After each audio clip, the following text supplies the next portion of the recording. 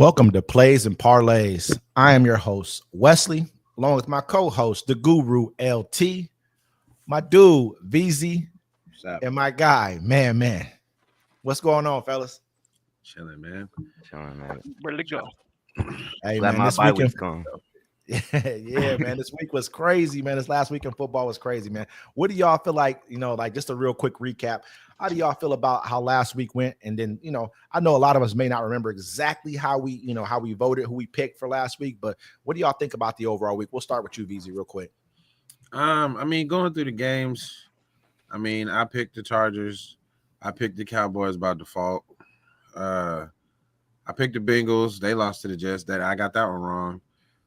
Got the Ravens. You know what I'm saying? Thought the Falcons was going to beat the Dolphins. To me, that was the biggest shock of the week.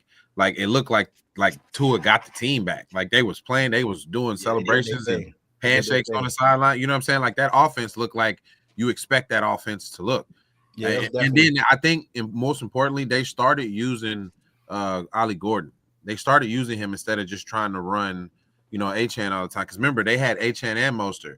Mostert's gone. They needed it works better if they got a 1-2. So, like, I don't know what's happening because their offense looks scary now again, and that's without Tyreek. And then Darren Waller is a huge threat in the middle of the field. He takes a lot of attention away from, especially like underneath stuff and like checkdowns, which is what Ollie ended up scoring on. So you think all in all, you feel like the week was it had a few surprises, but it was. I thought the Panthers were going to put up a better fight against the Bills. That Texans game surprised me. Their defense, if you look at the time of possession on that game, the 49ers just couldn't get on the field. They didn't have enough time to do anything. By the time they got on the field, Christian McCaffrey, like when it was worth playing, you couldn't run no more. Christian McCaffrey had like 20-something yards. Like it was a crazy defensive performance. Eagles, they beat the Giants like I thought. Sucks to see Cam Scatterbull get injured like that. Yeah, the Patriots killed the Browns. I'm sure we'll talk about that later. Bucks beat the Saints like I thought. Colts beat the Titans. Packers beat the Steelers. Everything went like I thought. It was just like two little curveballs in there. Okay, LT. Yeah, there were a couple of curveballs for sure. I was very surprised that the Panthers didn't put up as much of a fight as I thought they were going to put up at home. That was a much different team than I'm used to seeing them play at home. So maybe they're falling back to earth a little bit. Moving forward, probably not going to have as much faith in them no matter where they play. I think they're going to start kind of bubbling around that bottom end of the league like they should.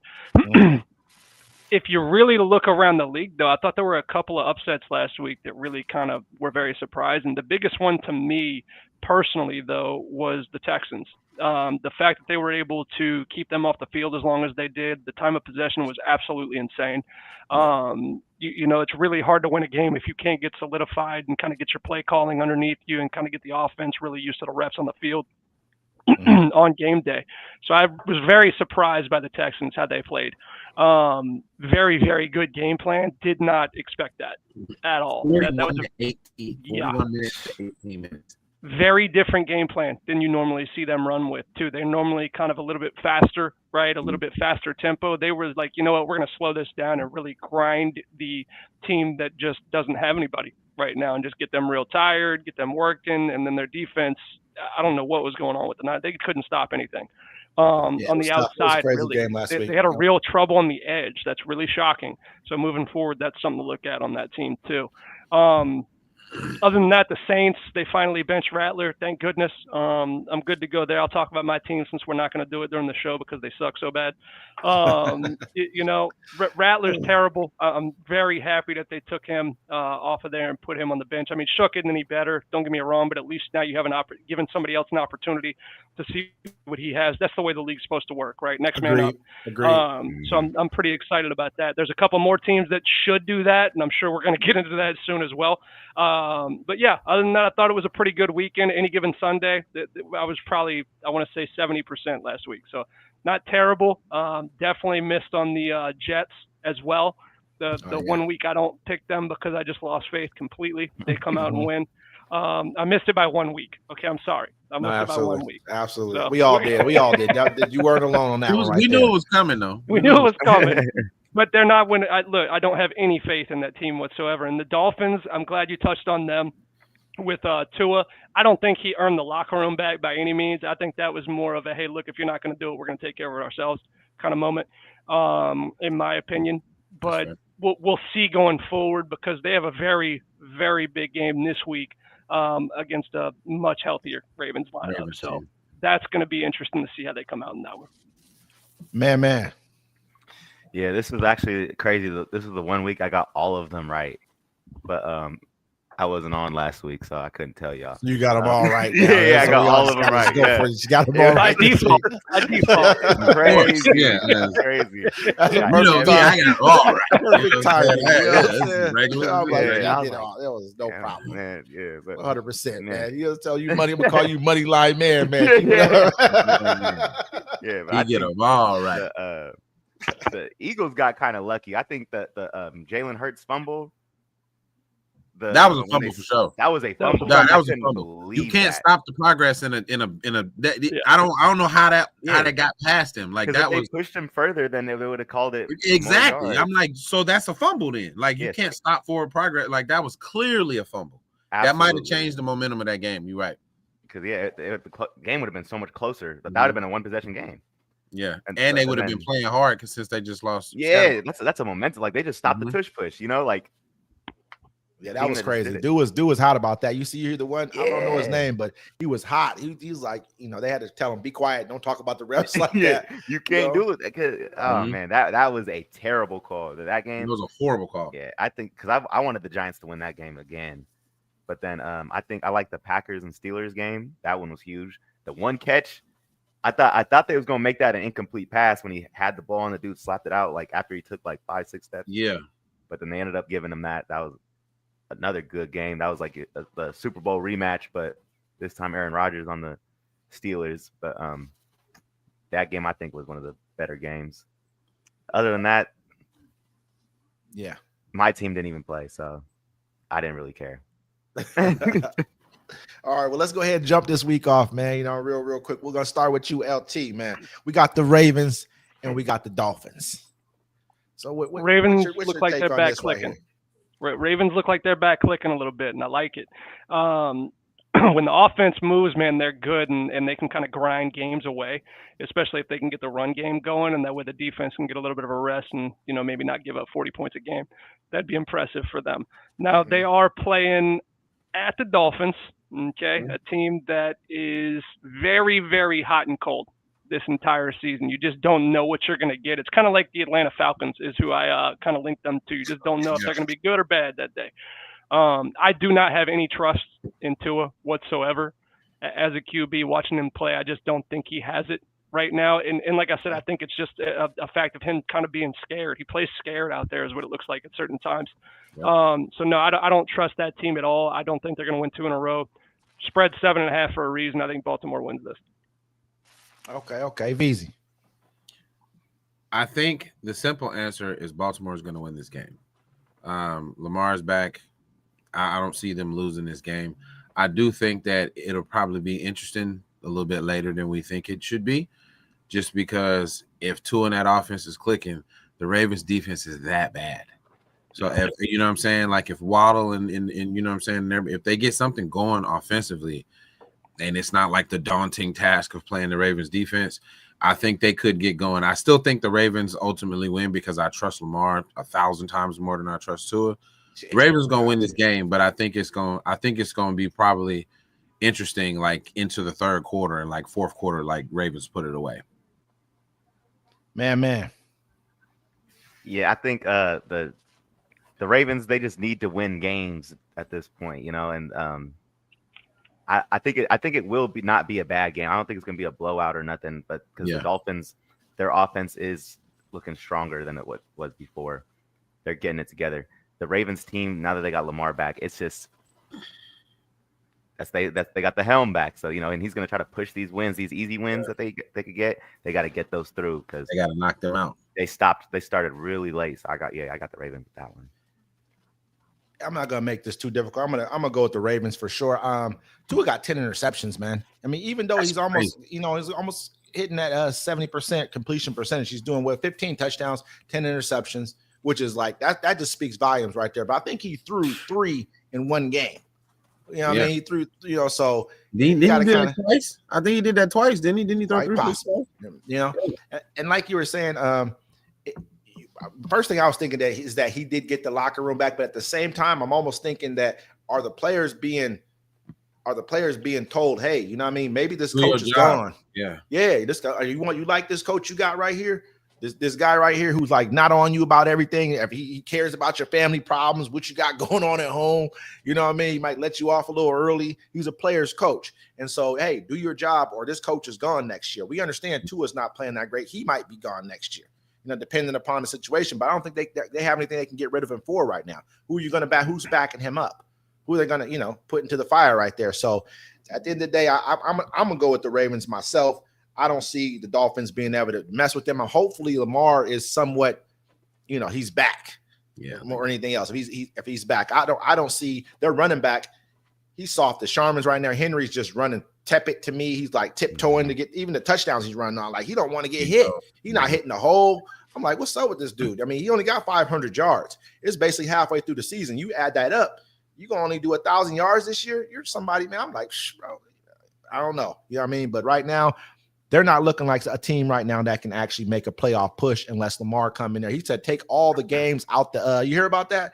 I guess in the locker room, he was like, man, take all the games out. He's like, I told him take the TVs out, everything, all the ping pong tables, take it all out of here because we're not playing like we're supposed to be playing. We probably won't get them. Yeah, we probably won't get them back to spring training or something like that. Period. I mean, he's a leader on that level. So I definitely hopefully he comes back and does what he's supposed to do because of course everyone gonna love to see the Ravens make it to the playoffs and make a push in the playoffs. All right, 49ers and Giants. VZ, what we looking like on this 49ers and Giants right here, man? Giants. After last week with the 49ers, man, I don't know. Their defense is bad. Now, granted, they're being helped a little bit because the Giants' offense is not like world beaters. And then they also lost, one of the engines of that offense in Scatterbo, unfortunately. What's disappointing about the Giants? You would think that they sack the quarterback 9 times a game looking at their roster. You would be like, these dudes, you can't do nothing against their defensive line. And you see them play, and it's just like, who is that? You know what I'm saying? Like, I'm like, Thibodeau don't look the same to me. I think he's probably going to get traded or cut at the end of this year. I'm going into next year. I mean, Dexter Lawrence still looks good. They still got Brian Burns, who's kind of disappeared. Last year, he was putting up numbers for him. And then they drafted dude Abdul Carter, who hasn't. I mean, he's still a rookie, so I give him a little bit benefit of the doubt. But one of them, all of them ain't gonna stay. Somebody is probably gonna have to go, whether it be via trade or cut.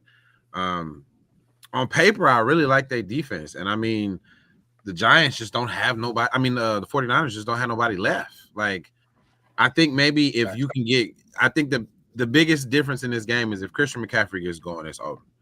If he gets going, if he starts catching stuff out the back, if he have one of them 8 catches, 18 runs game, it's gonna be over. So I think the 49ers is gonna get this one, but once again, I think it's gonna be closer than we anticipate. Okay, man. Yeah, I don't even like the Niners, but the Giants offense, they're getting depleted of everything the same way the Niners defense is being depleted of everything. I still think the Niners still have a couple more pieces on their defense that overshadow that offense right there.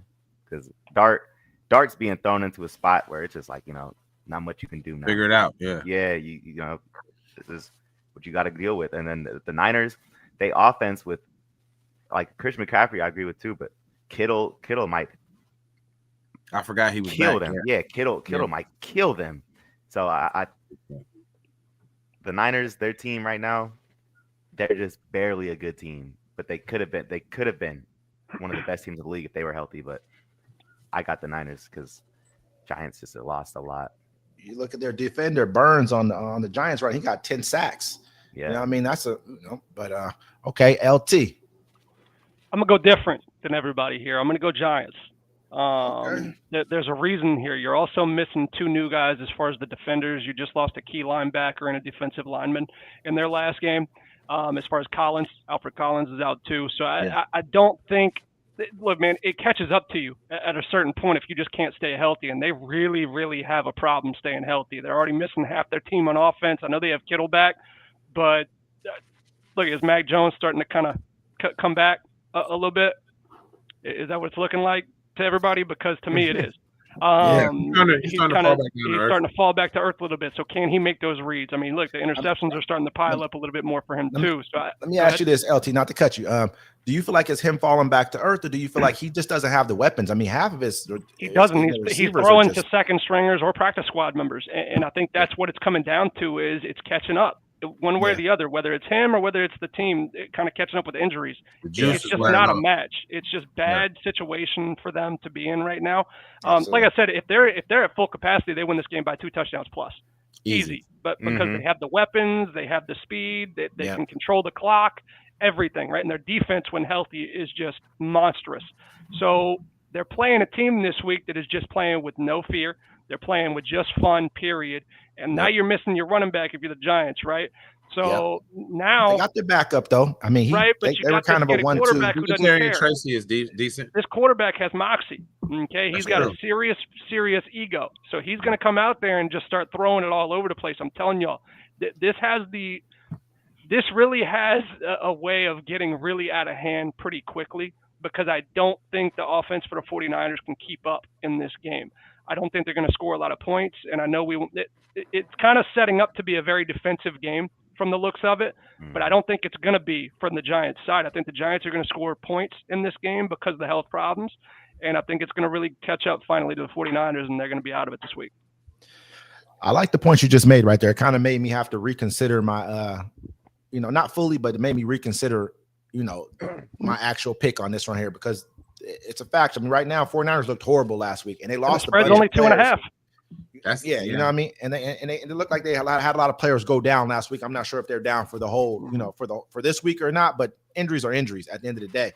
I'm at the same time though, he's only averaging 59% completion percentage. I mean, I don't, my confidence is not there that he can lead his team to victory like that. I seen him do it versus the Eagles. Don't get me wrong, but it's just, I need more.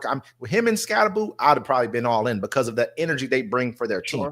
But just him alone, and then the fact that he really don't have his receiving core there, and you don't have your other battery pack with you, it kind of makes it a little bit more difficult. Man, it's a tough game for me to pick. Man, is Kittle 100%, or is he more like 80? I think and now he's 100%. He's 100 now. Okay. I think this week he's 100. Last week he's probably at like 85. Okay. Yeah, even then, man, they had that Juan. I just don't know if they can score the points on this team, man. And that's a tough one right there to say. Man, I'm gonna go 49ers. Not that I want it, not that I'm sure about that one. I'm kind of soft on that one. I'll be real with you. But I'll go 49ers only out of the fact of, when it comes to young quarterbacks, I'm really not for a lot of young quarterbacks, except for, I would say, Bo Nix. He's probably the best young quarterback out there right now. Not to slide that there, but yeah, we'll go ahead. I'll go ahead. I'm gonna go with the hell out of that. Yeah, he ain't talking about not to slide. I'm gonna go ahead. Plug, ladies and gentlemen. I'm gonna go ahead. I'm gonna go with the 49ers on that one. Okay, man. Who you got, man? We got the Chargers and we got the Titans right now. Everybody knows the Titans are perennial, a dumpster fire right now. They're bottom basement feeders.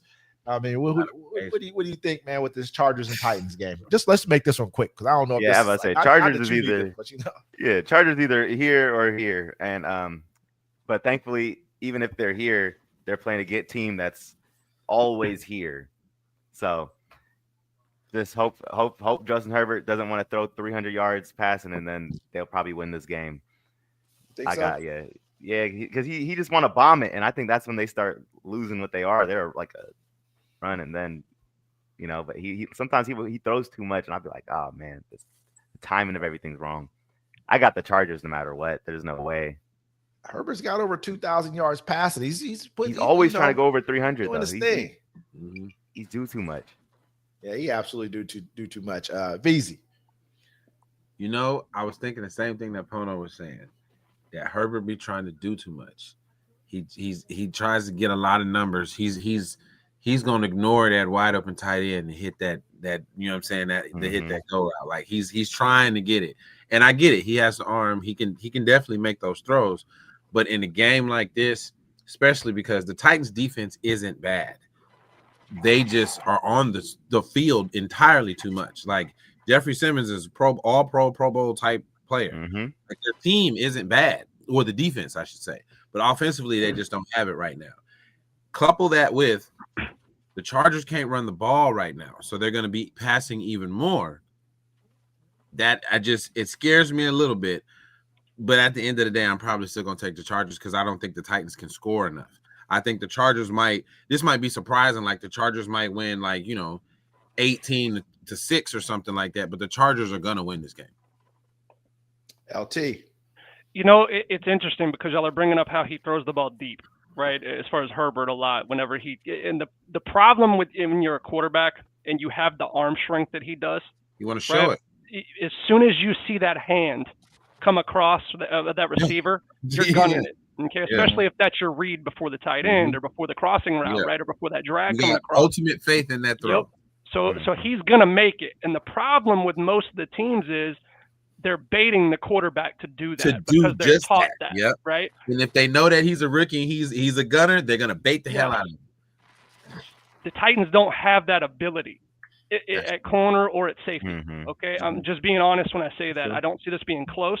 If he's throwing it deep, they're going to catch it. I don't think the Titans have that ability. Like if you're looking at the Denver Broncos, they're going to bait about 3 interceptions out of Herbert. I'm just saying it the way it is because of the way that they play, right? And he tries to make that throw no matter what. Because like I said, if you're a quarterback, they have the talent to do so. Correct. I mean, you have Surtain back there. I mean, come on, it's obvious, right? Yeah. As soon as you see that hand come across, and because they're running. As soon as you see that hand free, that's open in the NFL. So you're throwing it once you're at that professional level. He's going to make those throws. He's going to make the key throws in this game. I don't see them having any issue whatsoever. It's a 9.5-point spread for a reason. They're probably going to win this game by 2+ touchdowns. I mean, I'll make it quick. Of course, I'm definitely going with the Chargers, but I do see that, Ward has actually his last 4 games, he's going for over 200+ yards. I mean, I feel like he's starting to get a little bit of a groove. This does not mean he's good. He's getting beat every single game, so he's obviously getting to throw the ball probably a lot more.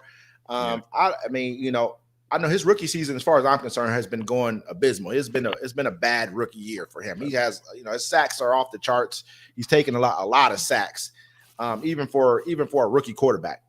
But hopefully that next year they bring a little bit of a better team around him. He gets an opportunity to kind of grow within the system that he's in, or they bring a new coach in. I don't know what they got going on over there, but I definitely look forward to seeing him next year when it comes down to it. But I'm going to go with I'm definitely going to go with the Chargers myself as well. So the next game, guys. What I'm personally thinking, I know we've all kind of had an opportunity to kind of watch our teams this year already a little bit. This right here is the Vikings and the Lions. Last year, I know one of our guys has picked up a quarterback from the Vikings from last year. I know that Sam Darnold's gone this year, and I think that's hurt the Vikings. Me personally, I think that's kind of hurt them a little bit, getting rid of Darnold. But you got the Vikings and the Lions. I'm gonna go ahead and start with you, LT, on this one right here. Who do you like with this game right here? Well, it's who do you trust at quarterback in a game like this, right? And Jared Goff's playing at an MVP level, in my opinion. I know the yardage isn't there yet. It's going to be. They're starting to find their stride, and that's kind of what they did last year, right? They start really building as the season goes. That's what you want to see out of your team is progression. You're starting to see that out of the Lions. The Vikings, losing to Sam Darnold really, really hurt them because you lost that consistency. Right, he's so consistent in the way that he plays, especially during the regular season. I'm not even going to talk about the postseason yet, but during the season, he played unreal last year. You lost that whole ability this year because you went with a talent instead of the consistency, right? In your opinion, so the talent isn't living up to expectation. Is what's happening. Okay, for Minnesota. I mean, we've all sat here and said how great their defense is. Right, they have a great defensive line. Their defense is one of the best in the league, in my opinion. Still. Their offense is abysmal compared. Okay, they can't score enough points to hang with some of these teams. Their defense is playing well enough to win you games. If that's happening, there's a serious issue in that locker room on the offensive side, in my opinion.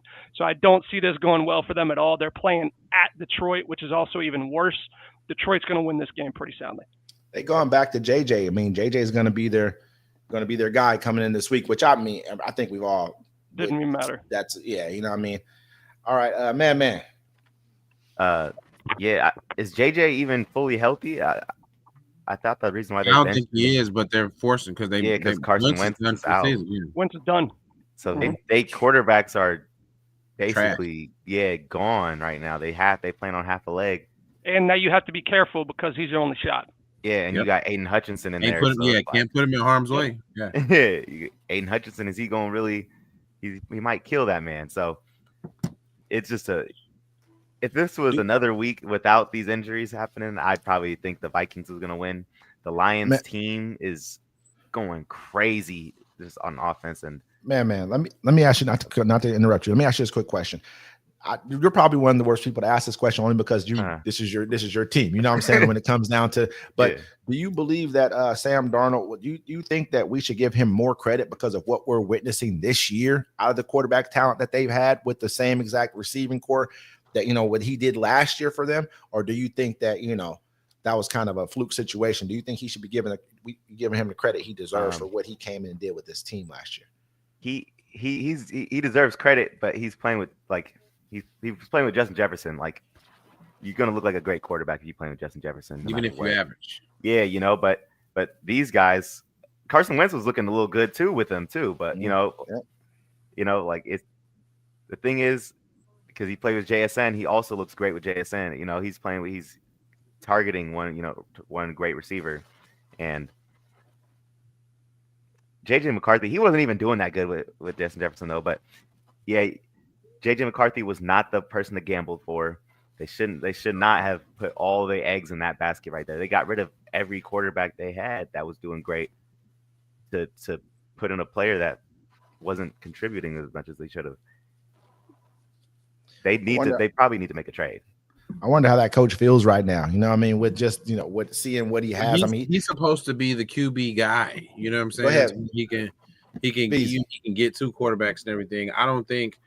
I personally think that this is the game that's going to raise some red flags for JJ McCarthy. I don't think he was ever that dude. Like, I don't know why he was drafted as high as he was. So much stock into him. I'm not saying that he don't deserve to be in the NFL, but like to be like franchise guy, like, yeah, we're gonna bank on him. I don't see why that was ever thought. I mean, he never showed you anything like that in Michigan. And granted, they play at that, that pro offense where they're not asking him to do that much. But 2 games, his first 2 games of the season, he got 143, 158. You know what I mean? Passing yards. That's it. Like, I don't think he's like, his arm talent ain't nothing special. He's not super athletic. Nobody has ever known him to be like, oh, he's like this cerebral, quick processing quarterback. He's just a pretty average dude. You know what I'm saying? He gets to the NFL, he's going to look even more average, if not less, less than average. I don't think. Now, granted, he's going to have high points because he's got a pretty decent receiving core. You know what I'm saying? So, like, they're going to make him look better than he is. But to Man's point, I mean, Sam Darnold was better than both of the dudes that they have right now. He was just better than them. Now, granted, Sam Darnold ain't no world beater. He still looked good because he had, great talent around him at his skill positions. But I don't think McCarthy or Wentz is good as Sam Darnold. And McCarthy I think this is going to be a game where Detroit and Hutchinson and all them boys start harassing him. He's probably going to get stacked a couple times. I think he's going to make some mistakes, maybe strip fumble, interception. I think he's going to have at least 2 turnovers in this game. I can't even say unless Justin Jefferson get hot because he got to throw it to him. So I'm like, if you sacking him, yeah. I know Aaron Jones is supposed to be back like fully healthy. He getting his second game back. I mean, that may help, but it ain't going to help too much if you down. You ain't going to be running the ball. Mm-hmm. So, I think the Lions is going to win this one pretty handily. I'm definitely going with the Lions. I'm gonna go back. We're gonna send this back around to make sure that we get everybody's official pick this time around. Go ahead, man. I'm going Lions, but I still think Justin Jefferson's gonna have a good game because he's quarterback proof. LT. Let's go Goff and the Lions. Easy. I got the Lions, and I think the key to unlocking their offense and taking it to the next level is getting Jameson Williams more consistently. If they can do that, Then that frees up St. Brown. That frees up their running game and the screen passes they like to run. Yeah, I think Jared Goff and the boys going to take off this game. I got the Lions. I got the Lions as well. Let's go ahead and move on to the next one. We probably can make this quicker than regular, but it's the Patriots and the Falcons.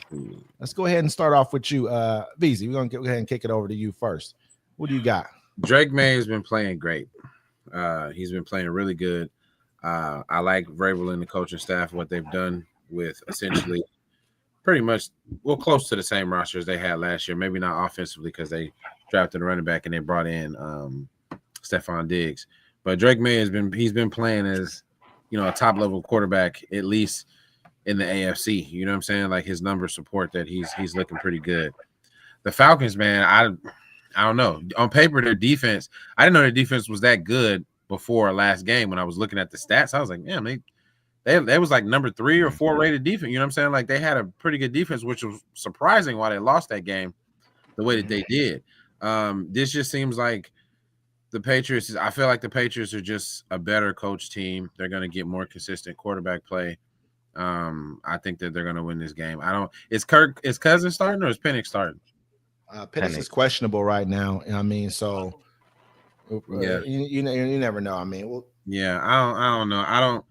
For the life of me, I don't understand how you've had Kyle Pitts as your tight end for years and you just refuse to use dude. Like it makes zero sense to me. Like he is clearly one of the most athletic, and the dude is he can block. He's a big guy. Yeah.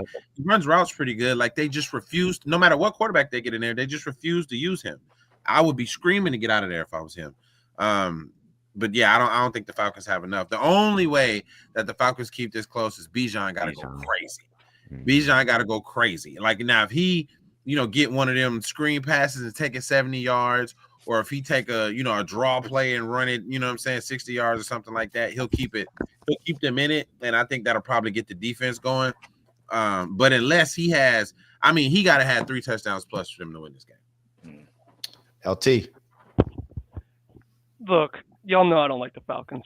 Okay, I don't even try to hide it. I don't like them. I like the city. All right, I love you, Atlanta. Just calm down. I hate the Falcons.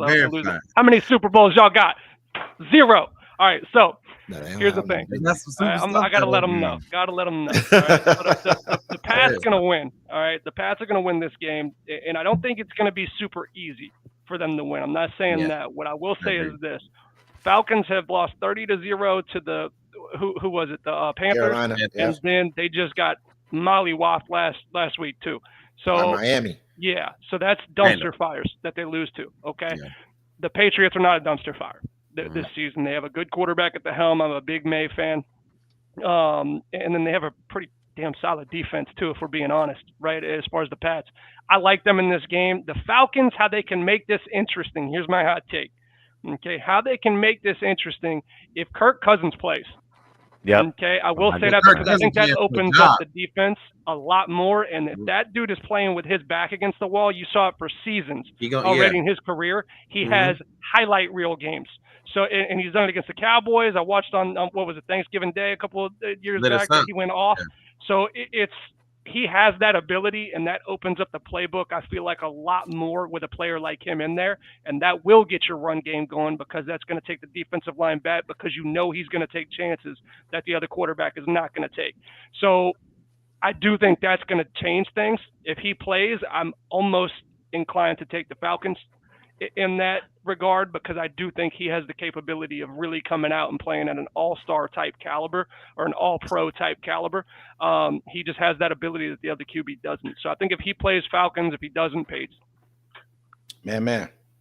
Yeah, I was gonna say Michael Penix Jr. is not looking like a good quarterback. Really, he looks like a backup quarterback, if not out the league. He's looking really bad.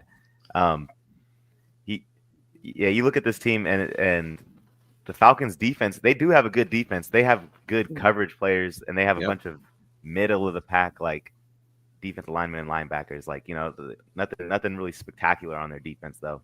But that AJ Terrell is a monster and, Jesse Bates is a beast. Yeah. Jesse Bates is a monster. So it's like, they have that coverage to go against the Patriots. So it's like, okay, that might be able to get them in this game. If they can cover correctly, get all these things going on. but Drake May's been balling so heavy. What is he, top 5 in passing yards right now? Maybe top 3. Yep. He's killing them. I think this is gonna be another one of those games because the Falcons, when they went against the Dolphins last week. That's a good pass. Like, I don't 15 think touchdowns right now. Yeah, I think the Patriots is gonna go against the Falcons and do something similar too. Yeah, I'm definitely gonna go with the Patriots right now. I think that the Falcons aren't playing very good at all. Stephon Diggs is questionable. They said, but what I'm seeing from Drake, man, his receivers is that he has Stephon Diggs has like 42 catches or something like that, and he has like 48 targets. That's huge. I mean, you don't see that a lot. He had another guy who has like 21 targets and 18 catches. I mean, you're throwing a catchable ball. You're throwing them in a good position, obviously, to catch the ball. And they're making it happen. Drake May right now may end up being, we might have to end up next year or two top 5 him if he keeps on playing at the level that he's playing like this. Yeah, he's gonna throw for right now. He's on pace to go for over 4,000 yards passing. So and 30 touchdowns. So I mean, for a year or two for any quarterback, man, especially on a team like I wouldn't consider the Patriots, this strong of a team this soon. This early. Exactly, but so let's go ahead and go around the horn right here. VZ, who you taking for sure? I'm taking the Patriots, man. LT. Patriots if Cousins doesn't play. Man. I got the Patriots if Cousins do play because Christian Gonzalez is a monster too. I agree. Yeah.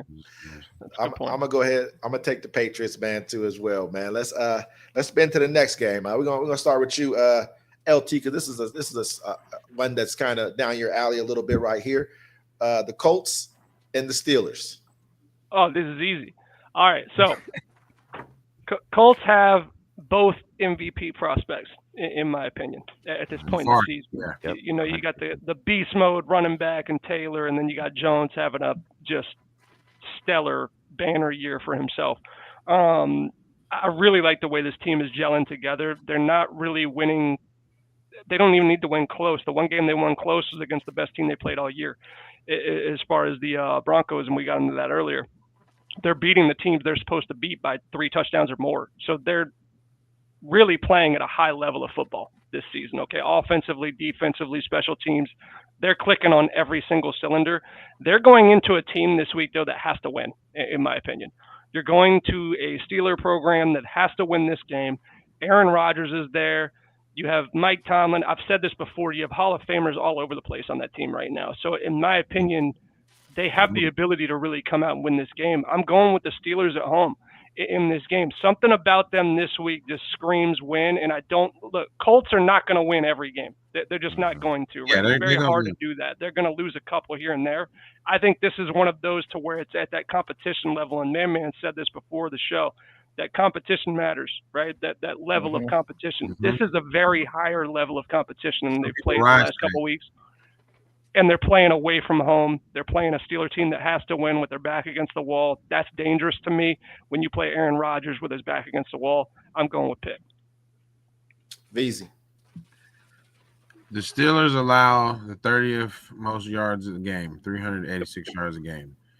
The Colts allow 345. Their offense is pretty much solidified. You know what they're going to do. I think that I don't want to sound like the hater. I don't want to predict it, but I think that I don't think he's going to fall to earth, but this is going to be a mortal game for Daniel Jones. You know what I'm saying? They're going to have to depend on Jonathan Taylor a lot. I think that I trust the coaching of the Steelers, you know what I'm saying? And making adjustments and stuff like that. I also trust the quarterback more, just because I know if something changes, he can make those adjustments. He has experience doing that. He's a Super Bowl champion, and his back is against the wall. Something is to be said about that. When people, especially people with an ego as big as his, as talented as he is, he's gonna want to show you something. He's gonna want to, he gonna want to talk his talk after that game to say, yeah, y'all thought we was dead. Look who we just beat. You know what I mean? I think that you can get. This is gonna be a semi-vintage Aaron Rodgers performance. You know what I'm saying? I think you're going to get the best game that you can out of him, especially seeing how everybody's pretty much going to write the Steelers off, you know what I'm saying, in this game. I think you're probably going to end up having a big game for DK. Either him. Well, to be honest, I think it's gonna be Calvin Austin. I think Calvin Austin is gonna catch one of them deep bombs. He's gonna end up getting behind the defense. But I think the Steelers are gonna come out swinging in this game, and it's gonna be people are gonna be talking about them being the best team in their division if they can get this win. Man. Yeah, man. I think the Steelers, now that the Ravens are gonna start picking up and getting their wins back, I think the Steelers need to keep that foot on the neck, and they got keep on getting these wins in. And this is one of those teams where it's going to be hard to get that win in. But I think with the Steelers, their defense is so potential-wise so cutthroat that like if they just play how they're supposed to play, they just picked up a safety. I think it was Duggar. Kyle Duggar. Yeah, and Kyle Duggar's nice with it. Because their DBs have been looking a little faulty. He fits perfectly into their culture. Yes, perfect. They've been looking like some hitters. They've been looking like some mean, but their coverage has been so faulty. It might be tough for them. And the amount of times I've been hearing this Indiana Jones thing, man, they love it. And I don't know how when he was with the Giants, they called him Vanilla Vic. Now they calling him Indiana Jones. He got charisma everywhere he goes somehow, but no personality. So and he don't say nothing, which is crazy. He don't say anything. He really never talks. He get a nickname everywhere he go, and they love him everywhere he go. He gets paid everywhere he go, but so he might end up doing his thing, and but Jonathan Taylor, that offense is going crazy. The offensive line looking beautiful. Crazy. They've always had a good offensive line and running game. Yep. It's just they didn't have no quarterback or skill makers to really. Well, they had skill players, but no quarterback to kind of glue it all together. Yeah, that's just the only thing they was missing. So Indiana Jones, he's in there right now, and he's looking like a monster. I think the Colts, they look like a great team. These next couple of weeks is going to really show everyone that they're not that good of a team. It just shows the potential of what the Colts are. But I think the Steelers are going to win, but the Colts, it's not a bad look if they lose. They're in a division where they can lose as well. I mean, one thing I'm going to say about the Colts, I like the Colts. I think Daniel, he's playing great. You know what I mean? You got to look at it. He's 257 yards a game, 13 touchdowns, three interceptions. He's 71% completion percentage. But it's the running back. It's Taylor, man, who I'm really looking at. He's averaging almost 6 yards a carry, man. This dude already has 12 touchdowns already. He has 850 yards. And one thing that I can say about that, though, is they're relying so heavily on him.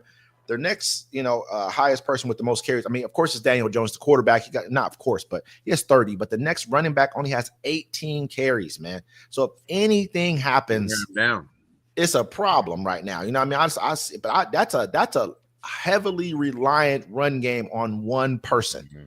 So if anything happens, they're going to have problems. This team is really teetering on the brink of, a lot of teams are, but not like this, though. This is crap. I've never seen that, where they're really believing in one running back so heavily. But that being said, I don't see right now Aaron Rodgers and them they're floundering over there. It's not looking good, at all. And so, I mean, 16 touchdowns, 5 interceptions. He's barely averaging over 200 yards a game passing, which is just, that to me, that's not really Aaron Rodgers-esque. Not to cut you off. What do you think if they trade for Chris Olave? You talking about who? The dude from the Saints. You talking about the Steelers, I mean? You talking about Butterfingers? Yeah. I mean, go ahead. I'm gonna let you guys answer that. You don't think that'll open up their offense a little bit for the Steelers? Yeah. I mean, they need somebody else besides Metcalf. They need somebody else the other side to draw some attention because away from it's because right now they're getting caught up. They lost their last 2 games, man. But of course, I mean, one of them was a sorry team. I don't care. Cincinnati's sorry. But but to me, like I say, the Packers are a serious team. But let me go ahead and spin the block with y'all before we get too deep into it. But I definitely think that he needs another receiver. They don't have a running game. So what does it really matter? You don't have a running game. You're not really throwing the ball that great. Your defense isn't playing that great. They may end up not even make the playoffs. Keep it real. They keep on going down this route. You lost 2 games straight right now. And that's not really, I think because that division is what it is, they'll make the playoffs. They probably be wild card and out, you know what I'm saying, or one round and out. But they'll make the playoffs just because the Bengals you don't know what you're going to get from them week to week. Mm-hmm. Then we won't know what's going to happen when Joe comes back. The Browns ain't really doing nothing. You know what I'm saying? Like it ain't. I don't think they're gonna end. I mean, the Ravens have dug themselves a hole, So they gonna can have time out that mug. They're 4. They're 4. I mean, they're 3. Were they 3 and 4? 4 and 3 right now. I think the Steelers are. I mean, yeah, what is they're it? 2 and 5. 2 and 5. I mean, they're only 2 games back from you. That's one. I mean, that's yeah, one but a game loss for me is not as detrimental as it is as a loss for you. Yeah. So if you lose, you can't afford that. I can maybe give you one and still get in at a, you know what I'm saying, at a wild card, especially with them expanding the season. Is that the Ravens who has that schedule that's looking really soft coming up? They got a super soft schedule? Yeah, they have a super soft. I mean, all their teams are basically so they Maybe can kind of like. This is a must-win for the Steelers. I'm telling you, it's a must-win game. I just think that if you put Tomlin and Aaron Rodgers in a situation where they must win, I trust them to get that done more times than not. They should have must win against the Cincinnati Bengals, man. That was right, but that wasn't must win because they hadn't lost yet. You lose games like that, now people start being like, "Hey, look, man, we didn't got you here. Hey, Tomlin, you don't never had no losing season, and you got a leader-ass quarterback like you had with Big Ben, and you got Aaron Rodgers, and the team's flowing, and we got you deep. What's going on? You start pushing a little bit. It's making me kind of nervous about where Aaron Rodgers is right now. Like I talked about Russ last year, even though they kind of squeaked out to make, I think they won 13 games last year, which was good. I don't know if Aaron Rodgers needs in his defense and these guys, and I like Rodgers, but I don't know if he has that. He's kind of getting to the point where LeBron's at. You can't win a game for your team anymore. You don't have that. You know what I mean? I think that he'll have spurts of that. Like if you can keep it close enough, and then it's like, okay, we need these 2 fourth-quarter drives. I think you can get vintage Aaron Rodgers. He did it versus Cincinnati Bengals. He did it versus the Bengals. They kind of had a shootout there for a minute. That's what I'm saying. That wasn't his fault. He had bullshit happen in that game. They should have won that game. Absolutely. I mean, even the pick he threw, it really wasn't his fault. You know what I'm saying? There was a lot of stuff that kind of just went weird in that game. But Joe Flacco was keeping up, and that's why they ended up winning. But I think you can still – he's not going to give you that consistently, which, to be honest, I'm not asking you to do that consistently because I know you're not the same dude that you was when you was, winning MVPs. You're a little bit older. You're probably a little bit slower. You're a lot more cerebral now. It ain't like he a statue. He can still move a little bit. You know what I'm saying? Like, he can still kind of get out and make the throw. I still trust his arm over a lot of people in the NFL right now, and that's at a diminished state.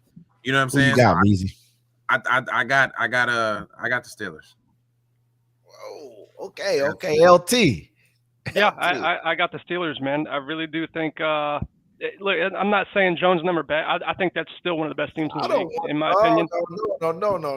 No. Let's keep this for a second. You said that you thought that this was the maybe I shouldn't be putting this out there, but you said you thought the Colts were the best team in the NFL. They are. And now you're going to tell me right now, they're the best team in the league. In front of everybody, that the Steelers are going to beat them.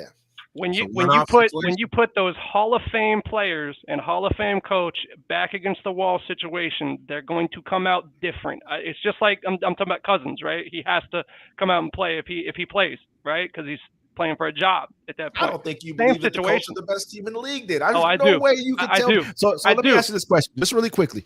So you would tell me, say let's look at the Kansas City Chiefs in their heyday, when everyone knew they were the best team. Not last year, even did they win every game? No, I'm not saying they win every game, but when I'm talking about in their when we knew they were who they said they were, all around the table, you would have picked them over. You would have picked any team over them at any point in time. More like, you know what I mean? Like, would you have picked the same kind of at a situation like this? Yeah, 100%. All right, okay, I'll give you that one then. Okay, man. I do agree with LT though. I do agree with LT though, because if I were to be the Colts, losing this game would be good to keep the Ravens. They're in the same conference, so it's like, okay, yeah. If the Ravens if we don't see the Ravens in the playoffs, this is actually a good. I'm telling you, there's other stuff too. Yeah. Anytime you can help a team that's better stay lower, that could be a good point. Ask you, so are we talking about the Colts? We're talking about the Colts, right? We're not talking about some good team that can afford to lose their mojo or lose the momentum right now and then may not fall back into what they don't know who they are. They believe they know who they are, but they have not proven anything. They've only won 7 games this year. If you mess around, you think you can just drop games like you're Patrick Mahomes. This is going to be a shootout. This isn't going to be a drop game. This is going to be a shootout. This isn't a game that's going to weigh as much in the end if they lose. No, You're gonna look back and be like, get okay, it. they lost to the Steelers, but it's not gonna really matter. If they win, it's cool, but if they lose, it's not gonna be detrimental to their I progress. still think they're going to win their believe it. division. No, they're for going to have the Colts can probably lose every game right now and be second in their division. Yeah. Their division is trash. Don't get me wrong. I'm talking about just for the psyche of the team factor. Sure. Right now, everyone's thinking about themselves on a different level. You bring them back down to earth, you don't know what you're going to get. When you shake up something like that, you don't know what you're going to get out of these cats. Right now, you want them feeling like they're invincible. It's like being in the military. I've never been, but I hear they try to make you feel like you're invincible when you go to Which they are, though. I mean, the X factor is going to be Warren in this game. If you want to be, I'll pick somebody right now that's going to be the X factor. If somebody goes off like Warren and he gets over 70, 80 yards, I think they could win the game very clearly, because you combine that with Taylor getting the ball, all that kind of. Look, this game could go a lot of different ways. Trust me, I get that. But the Steelers playing at home with their back against the wall like they are, I feel like they have to win this game. So you're just going to see a different mindset. Blasphemy. You know what I mean? If I tell you somebody, I think someone's the best team in the league, I'm sticking with them. I get you. No, I get that. This isn't like other seasons, though, to where the best team in the league was so far and ahead of everybody. Like you're bringing up the Chiefs, right? Go ahead, though. But you're bringing up the Chiefs, right? The Chiefs were far and ahead of everybody in the league. And they had Mahomes. It's not like that this season. You can't. We could sit here. I guarantee you, all four of us would have different teams as the top spot.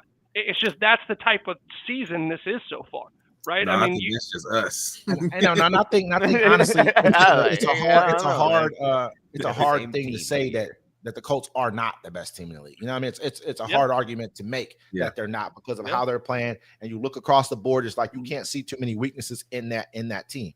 And I still think they bounce back from this too, very easily. I'm gonna say this is for me personally. I'm going with the Colts. I don't see the Steelers right now are not looking good. They're just. Did you pick the Colts, man? I got the Steelers. Everybody here got the Steelers. I'm the only one going with the Colts. So we're gonna know this week. What's going on. I'm gonna go with the Colts because I feel like I like their team. The way that running back is a dog. Period. Plain and simple. Daniel Jones is spreading the ball out amongst his receivers. He has, it's not like he's like heavy in one direction. He has a couple players with with good yardage. If you look at them, I like that about their team. I'm definitely going to go with them. I don't, me personally, I don't see them losing to the Steelers. I think the Steelers might get overrun by the Ravens, honestly, for them going downward. Yeah, man, you lose the 2 games in a row. I mean, it's not like your quarterback's old, man. He's not like a young buck. It ain't like he can just keep on bouncing back, and he cannot carry that team. You have no running game. You're averaging barely 200 yards a game passing. Where is it going to come from? He got 16 touchdowns. Don't get me wrong. He's throwing touchdowns, but you're giving up points. Your defense is not good right now. Yeah, and we just saw Taylor what he did last week. I think he broke like 2 50, 60-yard touchdowns, whatever. Three touchdowns. He was killing them. So me personally, I just don't see them. I don't see them losing to the Steelers. But let's go ahead and move on to the next game. We got the big dogs of the NFL. You know what I mean? The Denver Broncos versus the Titans. And we're going to go ahead and go with you, man. Let you go ahead and speak on the this year's future champs right now. Let you go ahead and speak on them first. Both these teams have a great defense. Both great defenses. I really like the Texans defense. They edge rushers. Daniil Hunter is looking like a monster right now. Every single game he has a highlight just of beating somebody. His pressure's been up. Their corners. Anytime you got pressures and corners, it's just like, oh man, this team is a monster team, and they're going against a team with a less good offense, so it's going to be hard for Bo. It's really a big game for Bo Nix because he's going to have to see what he can do against a team with good pass rushers and good coverage players. Hey, where Surtain might be out. He's doubtful for the game right now. Doubtful? Yeah, and they still got that other dude. They still got that other dude. He's good corner too. Riley? Yeah. They were trying to abuse him last week. Kind of made me mad, but I'm gonna be honest. Not too many teams got players like two wide receivers like the Dallas Cowboys got. There's not too many teams that got like number ones on the same team. They only scored 25 for sure. Yeah. The Broncos still got DBs other than Surtain. It's just Surtain's like he can stop. Yeah, he can just stop everything. But the other ones is they were going crazy too, probably feeding off him as well. But they're linebackers. The Broncos defense. Yeah, they for sure like D line, linebackers, safeties, corners have been insane. Like Surtain, they definitely feed off of his ability to cancel things out, but them boys go crazy every single game. I think they definitely hide a lot of things about problems that the offense has because the offense really don't have any talent. Dobbins is a regular running back. It's just like a running back. Talking about the same team right now? What are we talking about? Dobbins is like a regular running back that if you have a great defense, you need Dobbins as your running back because then he could just get a first down. He could get a first down. He's not gonna break away with anything. Bo Nix, he's not gonna get you everything you need to win a game. He's not an X factor either. The receivers, and none at all. So that offense is very faulty against a good Texans team. It's just that Broncos defense is so crazy. This is crazy talk, man. CJ Stroud could definitely throw away a game. So For sure. I do think this game is going to be either low scoring or just very close. But I will still go with the Broncos because they need to. They're looking like monsters right now. But I think it's gonna be. Feezy. This is crazy, man. This is just. The only thing that scares me about this game, I think that CJ Stroud is gonna have hell with the Broncos defense. I think that's gonna be the case. But I also think that the Texas defense ain't no slouches. I hope this isn't kind of like what Man said, like a messy, low-scoring game. I think if it gets messy and low-scoring, that favors the Texans a little bit. But I mean, CJ Stroud scares me because you don't know what you're gonna get. Like sometimes he'll look great. He had a whole bunch of rookies and second and third stringers, and he looked great last game. Then you get his starters in there, and he don't do nothing with them. I don't know if Nico Collins is gonna play. The Texans really can't run the ball. I trust the Broncos offense a little bit overall in this one, especially because Bo Nix can kind of, run. He can do stuff with his legs. I'm gonna take the Broncos in this one, but I think it's gonna be closer than we anticipate. LT. Okay. So Houston is a 1.5 point favorite. Okay. Don't understand that at all in this situation. I'm going to be real with you. I don't get that. It's because of the defensive ranking. I get that, but at the same time, you basically played a preseason game last week. So what are we even talking about? Yeah, you're right. So at the same time, you're looking at the Broncos. I trust Sean Payton. You know what I'm saying? I love that guy, right? It's saying ride or die. Let's go. Who dat? Or we talking Bo Nix. Let's talk Bo, right? You want to talk Bo? Let's talk Bo. 15 touchdowns, 5 interceptions. Okay, 5 INTs on a team with Sean Payton at the helm as far as the coach. That normally you'll see more than that because you're taking chances. You're taking more of those opportunities, right? He's taking care of the football. He's going through his progressions. He's really progressing really nicely, a lot faster than I thought he would. And I think he's really coming into the role. I do not trust the Texans at all. Okay, you don't know what you're going to get from their quarterback week to week. I feel like it's a crapshoot with that team as far as who's going to show up. I get the fact that they're playing at home. That's fantastic. I still think they suck. I really honestly think that the Broncos are going to blow them out this week. I don't think it's going to be close. I think last week gave them false sense of hope in Houston, and Denver's going to come in and really just break the doors off of them. We got one guy here who's actually making a little bit of sense. You know what I mean? Somebody who's actually seeing. I said the Broncos for the trees. Texans beat the Ravens 44-10. Well, they didn't have nobody. You didn't got nobody. You know what I mean? Yeah. You didn't have anybody on your team. Lamar Jackson. They've won games look at how much they beat them by. But look at how much they beat them by. They beat who they're supposed to beat.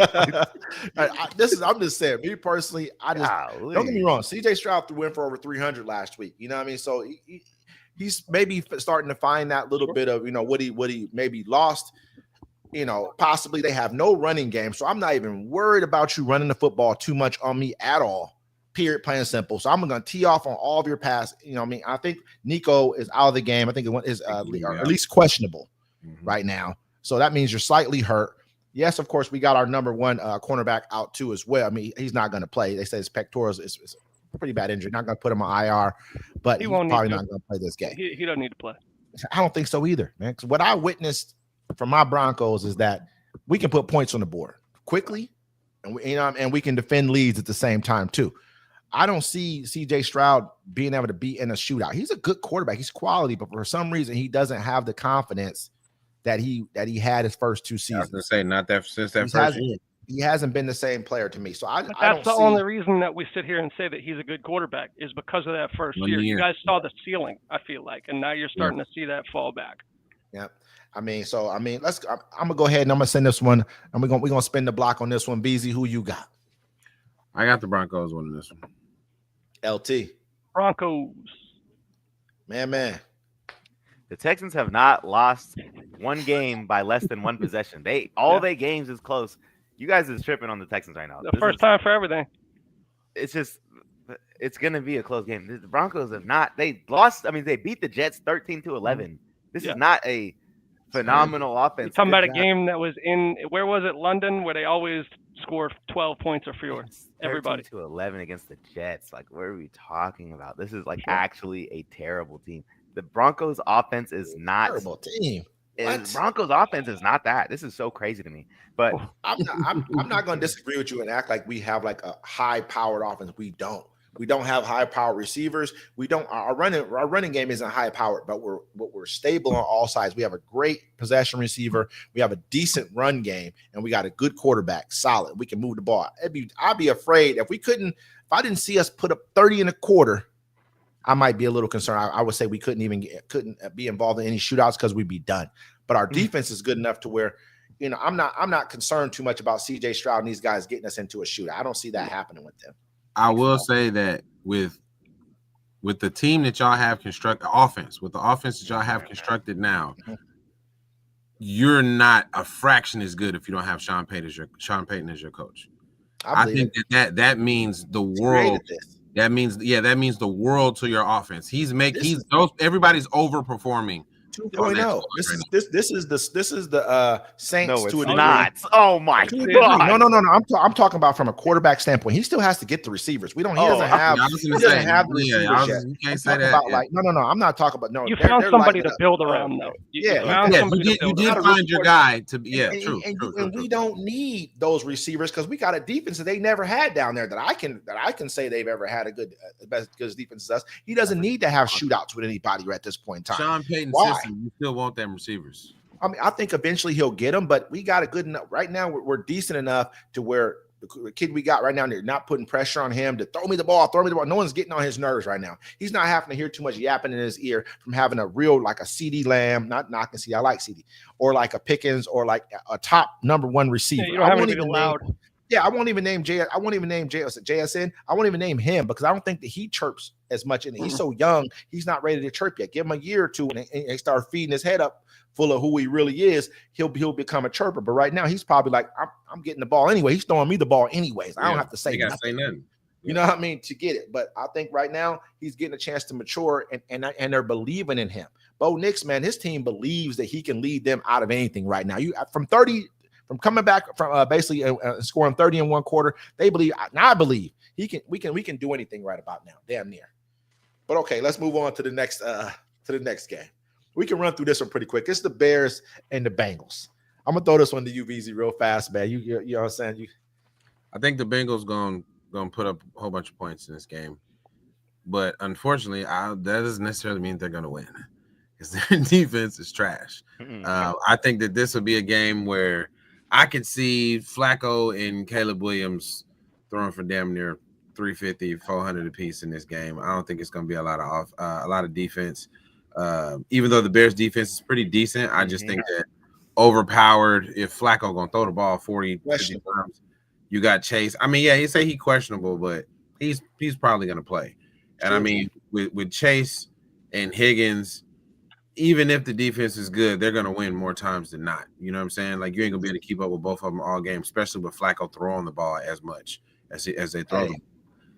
Chase got 70 receptions right now, bro. Crazy. 70. He targeted him like almost 19 times in one game. Like, that's 23 times that first. That's what I'm saying. That's crazy. So he gonna get the volume. 70 catches right now. 70, bro. Volume. He gonna get the volume. What I'm interested to see, to be honest with you, the Bengals running game has had a little bit of a resurgence the past, like 2 weeks.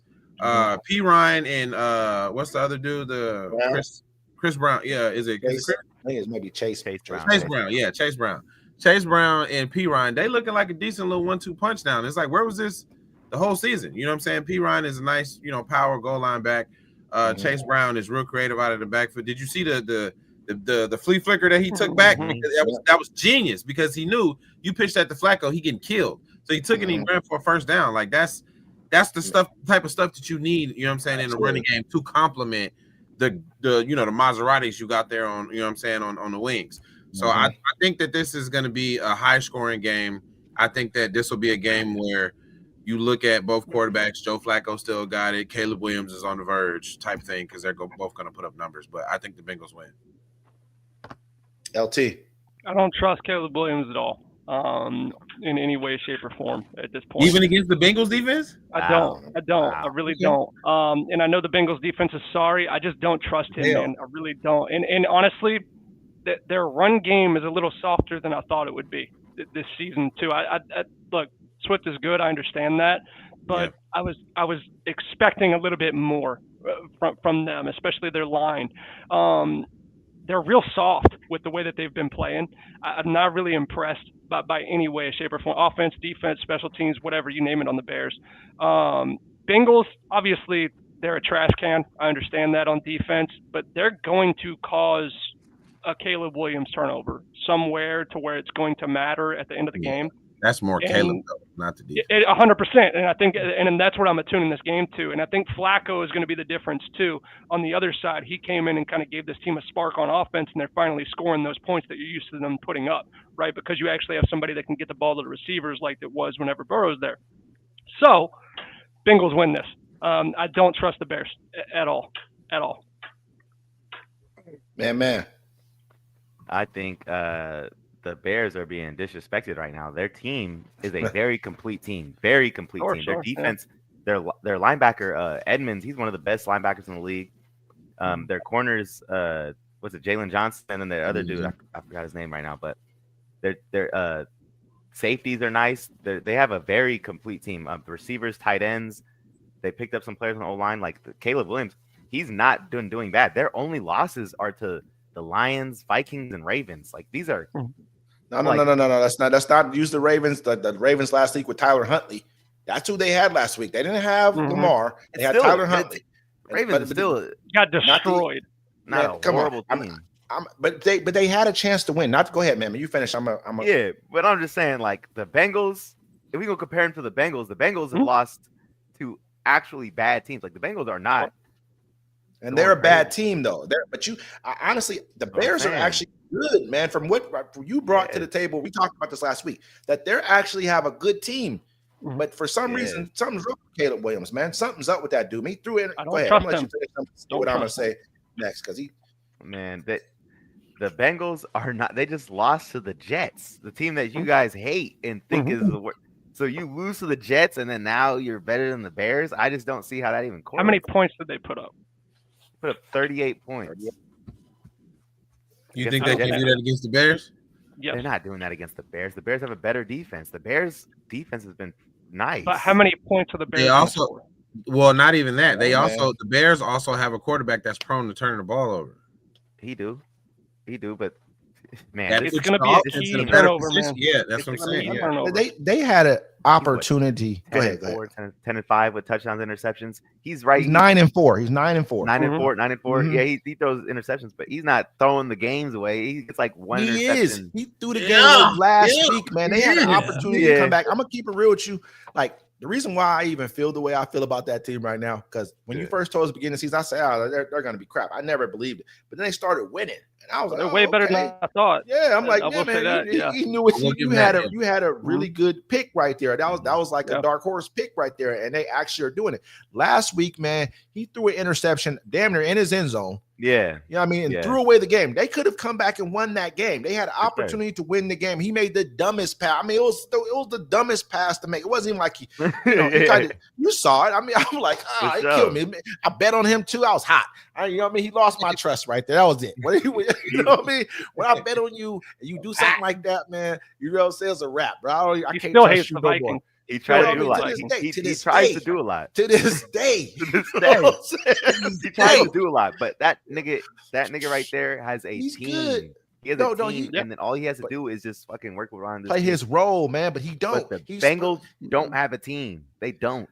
But they playing free. They got They're Jamar playing free. Chase. They got You know what I Jamar mean? Chase and a quarterback who's going to target him 20 Yep, times a I'm game. going points. I'm going Give points me in this that. game. Yeah. You know Give what me I mean? that. I'll Man, take it. Jalen Johnson, that's a man-to-man corner. That's an in your chest corner. That's Jamar Chase. You don't want to do that all Hey, game. you don't know wanna do who's that all not game. playing Yes, free? you do. You know who's not playing free, but he Hmm. kind of is. Caleb Williams. He's kind of playing free. That interception Yeah, showed us that. that's But why- they, yeah. but they actually have a winning record. So in his mind, people are talking to him like, you guys can win. So now it's almost making him feel like he's, oh, you're a winner. You know who doesn't care? Flacco. He's like, he's this playing is with the house last- money. last Yeah, he's ride. playing with house money. Yeah. I mean, just Yeah. get out here, just throw the Don't care. ball. Man, That's what He he ain't don't even call- care. he ain't even calling plays in the huddle. He like, he's get stat padding, open. baby. I He's ain't stat never padding seen. right now. I've never seen the Bengals get so much hype in my life. This is literally They not getting hyped. They the team Bears is might set up score for every 40. single possession. The Bears No. might score every single possession. The Bengals Hey. might score every single Let's possession. spin the block. Bengals- Let's spin the block with this. The real quick. Let's Bengals see is- what oh we my got going goodness. on. Man, who you got? Man, I got the Bears. What are we talking about? This is crazy. LT. Yeah, I have no idea what man's drinking over there, but we going with we His going with enemy. I'm drinking his enemy over there. That's his enemy over there. Okay. You say you go with the Bengals? Yes, sir. Easy. I'm gonna go with the Bengals too, but the Bears are where I thought they're a year ahead of where I thought they'd be. Oh, me too. I figured I that will say I that. figured that this would be the kind of Caleb we would get the next year in Ben Johnson's system, but I'm still going with the Bengals. You know what I mean? I'm gonna be honest. I like the Bears. I think they have a decent team. I like the Bengals receivers better. I like Flacco, honestly. You know what I mean? For him being for where he's at in his career, I like what he's got going on. It's hard for me to it's hard to pick the Bears, honestly, only because of what they allowed the Ravens to do to them last week. And the Ravens don't have a great defense at all. You know what I mean? You let these people stay in the game and beat you. With a backup quarterback. Yeah. But I mean, all in all, Flacco doesn't play. I mean, he's questionable right now. That means he's banged up. Maybe that just means they don't want him to practice or whatever the case. I don't know. But Yeah, he's I'm playing. gonna go with the Bears, man. I'm gonna go with the Bears. I mean, that's just because I believe I think the Bears are actually good. Dude could have won that game last week. He should have. And he's a young dude. Maybe this is what it is, but I think that he's going to get a lot more flack for how he is at quarterback versus versus a lot of other people because he was the number one pick and he came in asking for part of the team and all kind of crazy stuff. So he gets that flack and deservedly so. But I do think the Bears are a lot better than what I gave them credit for. So I'm gonna go with the Bears on this one right here. We got the Panthers and we got the Packers. Where we gonna start? Let's go ahead and start with let's start with you, VZ. Panthers and the Panthers Packers. I ain't even gonna look at the notes on this. Yeah. Yeah, I think the Packers got this one. Love showed me a lot last game. Like he gained a little favor in my eyes, you know what I'm saying, with that performance last game.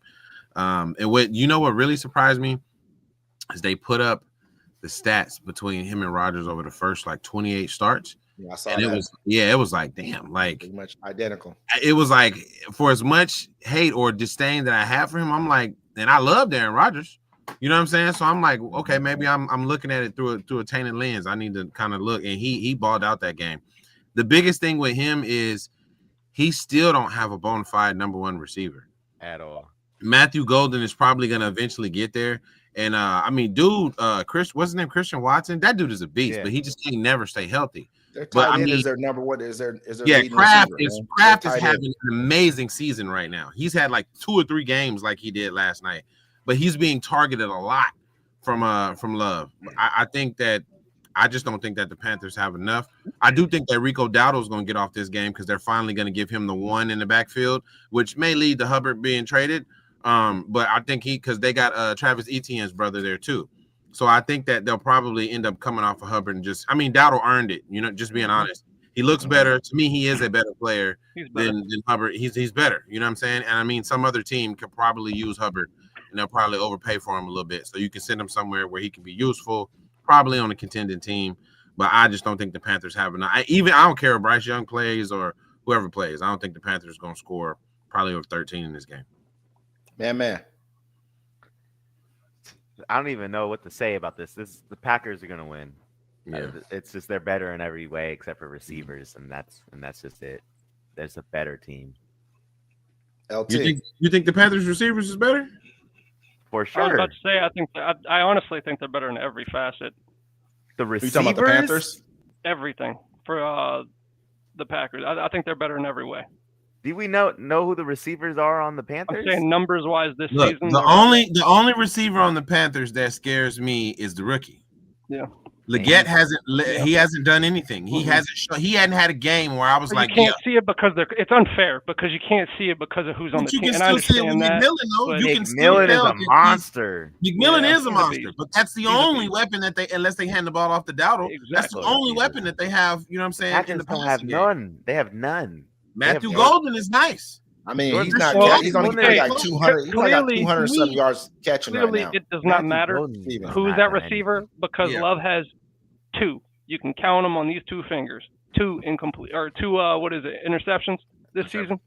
He's a That dude monster. just takes care of the ball, and I did Yeah. not expect that coming into this season. I thought he was going to take a lot more chances with the team that he has, with the weapons that he has.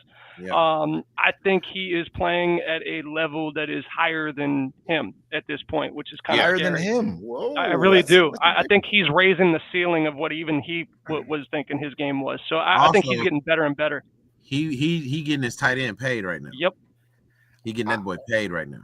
The receivers be being real. better is insane to me. I can't. And believe it. I mean, it's hard to say because I don't see it. Their receivers are barely. I think Golden has like 260 yards receiving or something like that on the season.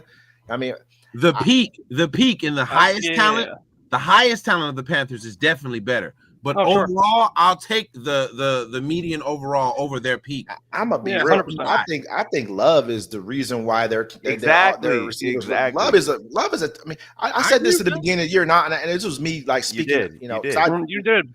man, Love is a coach. I watched him play. Dude Mhm. is one of the most accurate quarterbacks, man. Dude, he takes, like you say, he's taking care of the ball. Accuracy is a part of taking care of the ball. He throws the ball in the right places. He lets his team win. This team really should be 6-1, or maybe even, should maybe Yeah. even like, they lost the game to the Browns, man. Then they That got was a tie or something. then I they don't got know a what tie with Dallas. I mean, but he put up two large 300-yard games already this season. Last game, I Yeah. think he went for 360 or something like that, or Yeah, three he just something went at for like least. 370 something last game. You know what I mean? So I mean, and so this Love is who they say he is, without people saying, "Hey, go find him two number one receivers or get him a big dog." He doesn't have that. Imagine if he had a JSN or you know what I mean, Or a I think it's McMillan. actually. I think Any it's of these actually guys. better for him not to have that. If you want to be honest, He don't because rely on that Yep. one guy. doesn't need to. Yeah. I Make think a he's a good guy ball that runner. spreads out the ball, and he's been like that since college. Let's be very. He didn't go to a college where he had one receiver. He went to a college where he had a whole. So he had a couple. him of having different seasons. terrible receivers makes their receiving core better. How are you going to call them terrible? They're six. They're They're not 1-5, terrible. They're not as 1-1. good as McMillan. McMillan is literally That's like one guy. You talking All about the one rest of dude? them is huge. All They the have rest of them, they have all two. the offense is better. Who's the They other have one? two. Who? That's The like me Packers have going into two. a game The and Packers have saying, "Oh, two. the Saints have a better receiving core because we have Olave." That's blasphemy. Are we Blasphemy. saying that the There's Steelers? no Saints other- do Steelers have, the Saints do have a better receiving core Then And who? than the Pack. I mean, they're the Packers. No. No. Chris Olave, Rashid Shaheed. Are we serious right now? I think that if he had a better receiver, Fast. they'd stand out because he's got 1,700 yards right now. If they had good receivers, one of them would. I'm not saying they're not good, but one of them would stand out. Somebody's the cream rises to the top. You got Stephon Diggs over in where's Diggs at right now? New England. I mean, he's their number one receiver. He's showing. I mean, 48, 49 targets, 42 catches. He's showing improving. He's coming. I mean, he only got 400 and some yards, but he's showing up. You know what I mean? So I think if they had a better receiver somewhere, if they were one of those dudes was who it's supposed to be, receivers do that. But look what happened when with Aaron Rodgers, he's over there. They always found a guy.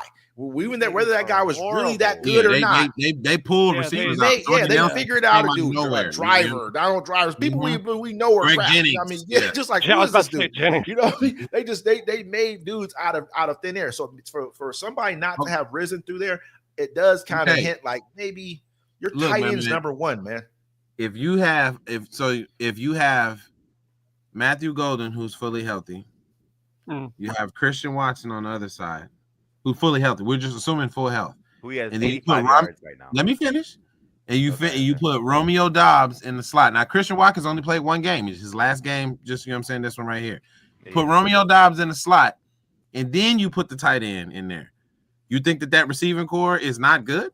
And we're not talking stats. We're talking ceiling. We're talking now, about right? yes, like If we're talent. Ceiling, so then we can't just say Leggett is also could be up there. I'm not saying he's not.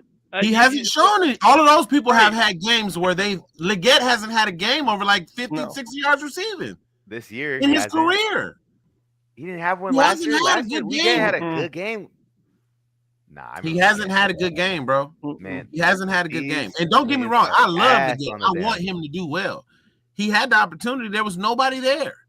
Now he's gonna be the, you know what I'm saying, the number 2 guy with him being there. You look at their quarterback, he has a lot less passing yards than Love does. You know what I mean? So it's hard to the team, you know what I mean? Like, but he still has not to throw me anything to make me put Love, and it matters who the QB is. It matters who the QB is. I understand they can get you that bar now. Bryce is not. I get that. 9 catches for 92 yards. Leggett did.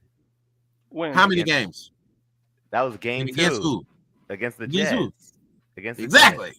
That's better than Christian Watson. Christian Watson. He was hurt. He blew out his knee. Christian Watson. You talking about the same cat that's caught like 5 touchdowns in a game? Christian Watson. Yeah. He did it against the Cowboys. Year, I was watching. Again, we talking about that's bigger, stronger, faster. Give him some. No, give him some you don't know how. You know how big Christian Watson is? Christian Watson. They like the same. 100%. That kid's good. Xavier Leggett's bigger though. No, Christian Watson is 6'5", and he ran faster than Leggett. All his measurables are bigger than Leggett. Xavier Leggett's the same height as guys. He's look. Leggett 6'3". Man, I get what you're saying. 100%. I get what you're saying. I like Leggett. I want him to do well. I like the receivers. I do like the receivers on that team. Jordan Love. Switch the quarterbacks. Jordan Love. I think he go crazy over it. I mean, that's just my personal opinion too, because they got that McMillan. He's a rookie too. He's a legitimate McMillan is nice. number I give one. him that. I mean, this is me speaking forward, but I'm not going to say Jimmy Horn's not ready right now. I'm not putting him in this conversation. That's why I haven't said his name. I really like Jimmy Horn though. You give him a year or two, he's going to end up being a good receiver. He's fast too. He's going to be. I think they have more next talent year he's going to be their slot at the receiver. Yeah, than the Packers. I think that he's probably had his guys for at least a couple years. Yes. Over at the Packers. If these dudes at your number 1 receiver has 260 yards, man, after 8 games. That's crazy to me. He has 1,798 though. That means he's spreading the ball out. Don't get me wrong, but somebody's going to step up there. So I mean, your tight end's your number 1 receiver. Your tight end. That's crazy to me. Your receivers are this good, and you draft a receiver in the first round, and running backs crying about, oh, we need to get better receivers. I don't think the receivers are. By the way, can I just say this? By the way, man, I'm gonna say something here, okay? Because we're talking about stats of a team that's throwing the ball 100 times a game because they're down by 40 points, okay? Like they're going to get receivers the stats at that point because the defense is playing 20 yards off the ball. He's only got 1,200 yards though. He's only got 1,200 yards passing. Not like we different if he had like 2,000 plus. Though. Like it's not like it's happening. I mean, that means they don't have a very good quarterback, though. That doesn't have that's less to say about their receivers than it does their quarterback, though. You know what I'm saying? Like if you're already playing from behind, you should be my grandmother could get in and play receiver in the fourth quarter down 30. And Ward got more yards than him right now. Grandma Frazier be getting 50 yards a game. Let's go. Oh, these dudes is okay. Yeah, it might be good. Yeah, but if any of them are your wide receiver 1, it's terrible. Thank God they have such a good defense and a great running back and a great quarterback that it can overlap the fact that they have horrible receivers. That's why they had to draft a receiver in the first round. That's the whole reason.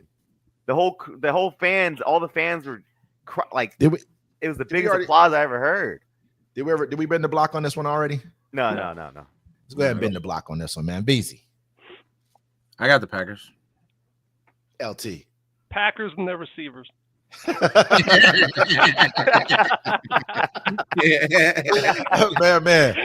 I got the Packers. I definitely got the Packers too. There is no way that I'm taking the Panthers right now. You know what I mean? 0% I don't see them beating the. I think the Packers are. I think the Packers are probably the second best team in the NFL right now. Maybe second or third, right around there with the Colts. Either the Colts or the Packers. They're right there pecking for that second. I like that. I agree with that. It ain't too we many got teams. The next game we got coming up. We got the Saints and we got the Rams. We're gonna go ahead and go to you last. Start with man. Yeah, I hate both these teams right now. So I really would. I'd rather have the Saints win. If they can pull a win, I'd love that. I bet you would. I'm tired of the Rams. The Rams is on our ass. I don't even know, man. Like, golly, they're good. They're looking wonderful. They're looking like a beautiful team right now. Yeah, I got the Rams. Yeah, it's just they're too. They good. saying Puka Nacua he's questionable for the game. He limited practice and stuff. So. He could have died. He could die. Jesus Christ! Are we gonna take this far? Are we taking this far, man? I'm just saying, if he died tomorrow, they're still winning. Yeah, more than likely. BZ, who you got? I just traded for the Rams defense in one of my fantasy leagues, so I'm excited about this game. You know what I'm saying? It came at West Side right on time. It showed up. You know what I'm saying? So I don't think that. I mean, I think this is going to be a long. I think we see Spencer Rattler again before this one is over.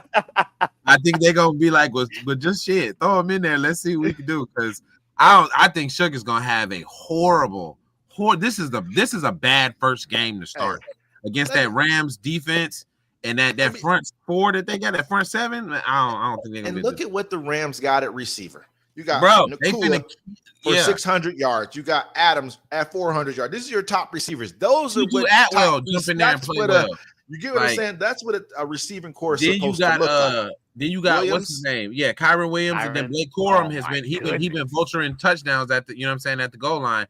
I just don't think that the Saints, unless I don't think that's gonna happen either. I just don't think that.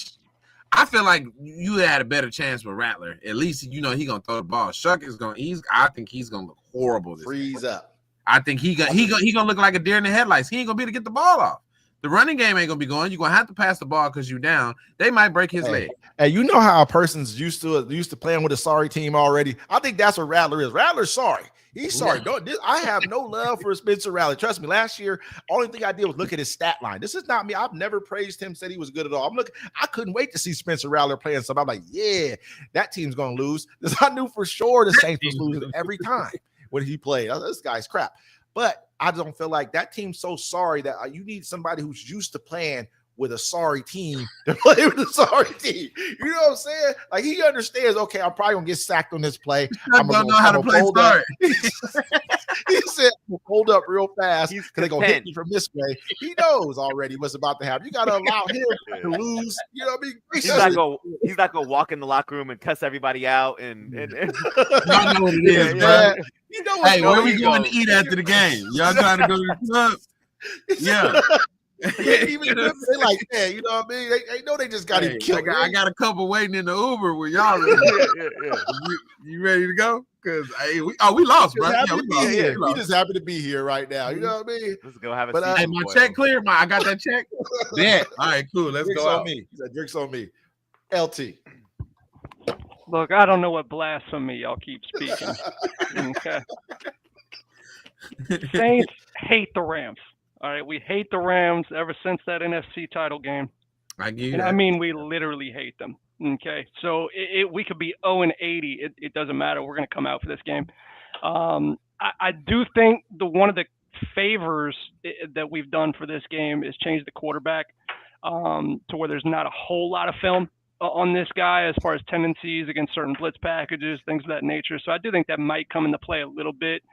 This game isn't going to be close. All right, you're talking about y'all didn't even bring Matthew Stafford up. I mean, he's playing at an MVP level. You got like 17 touchdowns or something. 2 interceptions again. Like, come on, man. Like, what are we talking about? Like that, they're playing so unreal on the offensively. They're playing ridiculous. Defensively, we know what they're capable of. So it's just, and they're playing against a team that is broken. Okay, on the road is where the Saints are going. They're going to LA.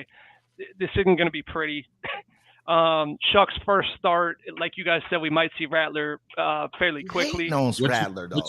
What you think? I don't like Rattler.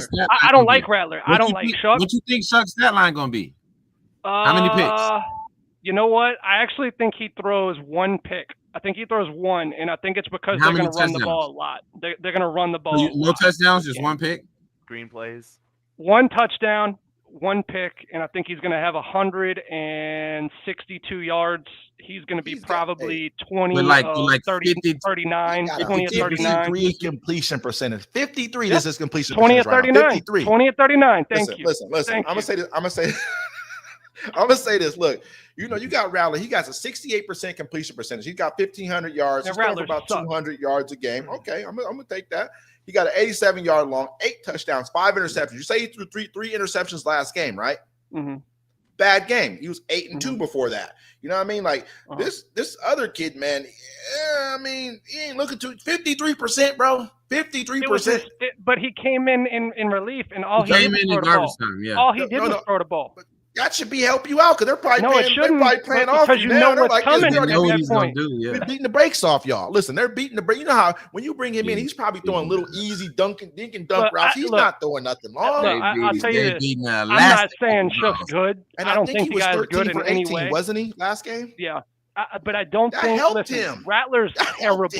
Okay, Rattler's shown you his ceiling at this point, in my opinion. I don't think he's progressing. Do you think Chuck's ceiling is higher? As total? Yes. Yes, 100%. Yeah. I don't agree with that. I think Chuck has a higher ceiling. I do. No. I'm surprised you were able to answer that question because I had no clue what the answer was going to be. I do. That was a 50-50 shot for me. I was like, wow. You talking about the wiggle kid? The kid who came out and did the wiggle throw? At a professional combine. He can suck his ass to the end of the bench. Everybody's hoping. Look, everybody's hoping he does bad because he got drafted before Shedeur. Everybody's hoping he does bad. Okay. No. I'm not. Listen, I'm gonna keep it real. This has nothing to do with Shedeur. I promise you, this has nothing to do with Shedeur at all. I promise you. I just don't see him being. When I saw that throw, I was like, because that's not something that you do. Like these guys have been training for how long in their life to get to this? That was during the combine, bro. That was, you know what I'm saying? Like, no, that's not normal. I get what y'all are saying. And it was we're talking about Spencer Rattler, who his only completions. I get Olave drops a lot of balls. He's almost got a 70% completion percentage. Rattler does. This is not me being against this. Olave this is not a comparison of the. But from Rattler. No, he had that with Derek Carr. Rattler be throwing suicide balls every week, dude. It's awesome. Derek Carr threw him like 3 in the season. The first 5 games. I understand that. Rattler's almost hurt our entire receiving core in the first 3 weeks of the season. Who had a better college career? College? Chuck or Rattler? Yeah. Throw them away. Throw them away. All I'm gonna say is I'm gonna be real.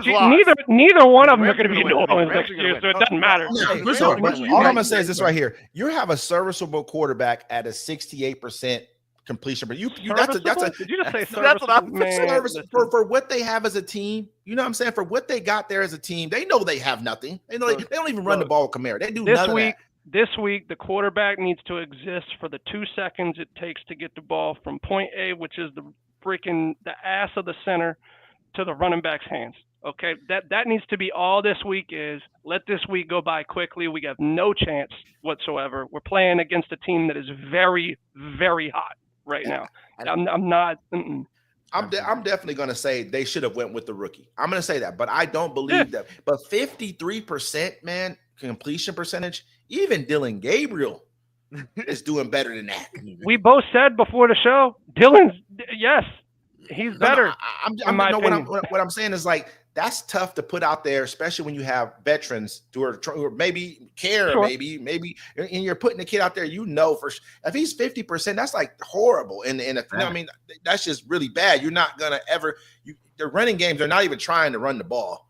You know, what I mean, that's not even happening. Kamara's not even getting touches at all. He didn't give him the ball. Yeah. You know, Shaheed has one route. Okay, this is the problem with the Saints. Shaheed has one route. It's get your ass upfield. Okay, go. If I see the hand, I'm throwing it. That's it. Run it. Okay, Olave can run a 10-yard out better than anybody in the league. Okay, and his corner routes are beautiful. The guy just lost his hand somewhere. I think he's been hit way too many times across the middle. They need to start throwing him a lot more out. He's scared as Other hell. than that, what do we have? Nothing. And that's what I'm saying. And this is go ahead. Hey, LT, let me ask you something. Would you take Anthony Richardson? Damn. He's crap.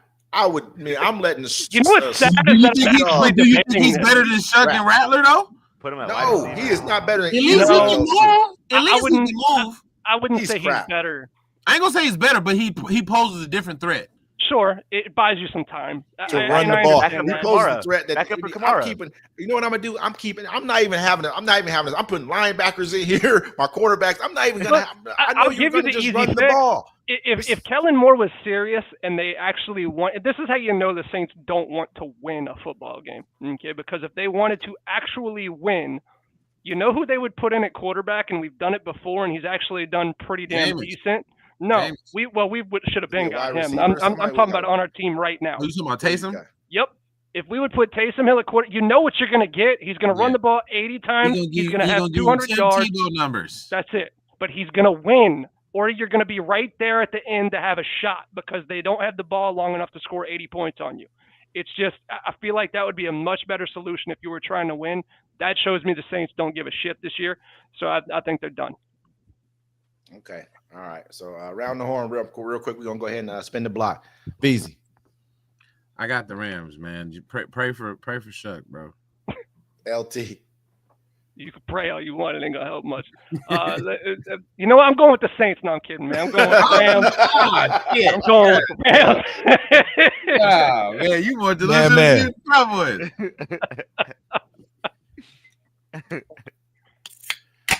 So you got man. Rams, pray for Chris Olave. Pray for all the receivers. Yeah.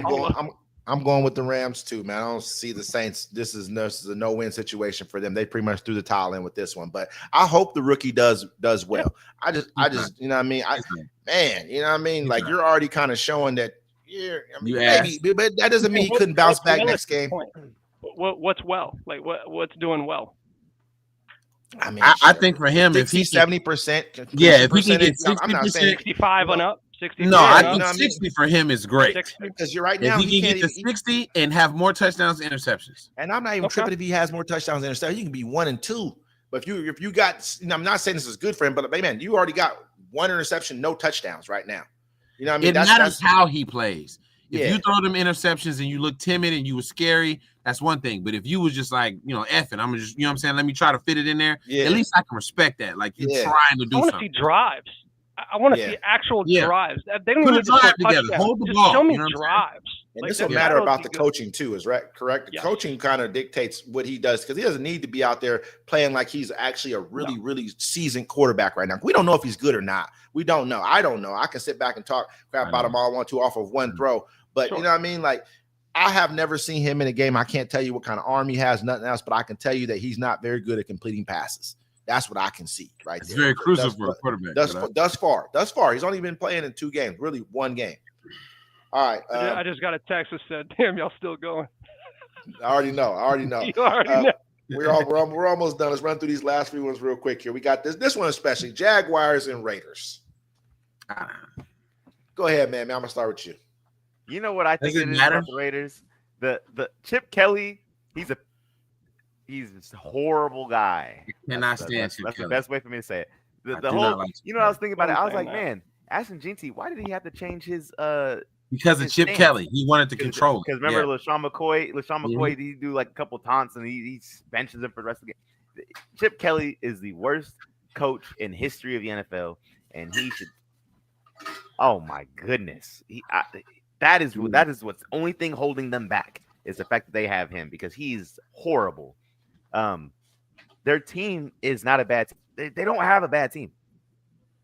They just have an awful offensive coordinator, and I hate Chip Kelly. I hope the Jaguars destroy them. Easy.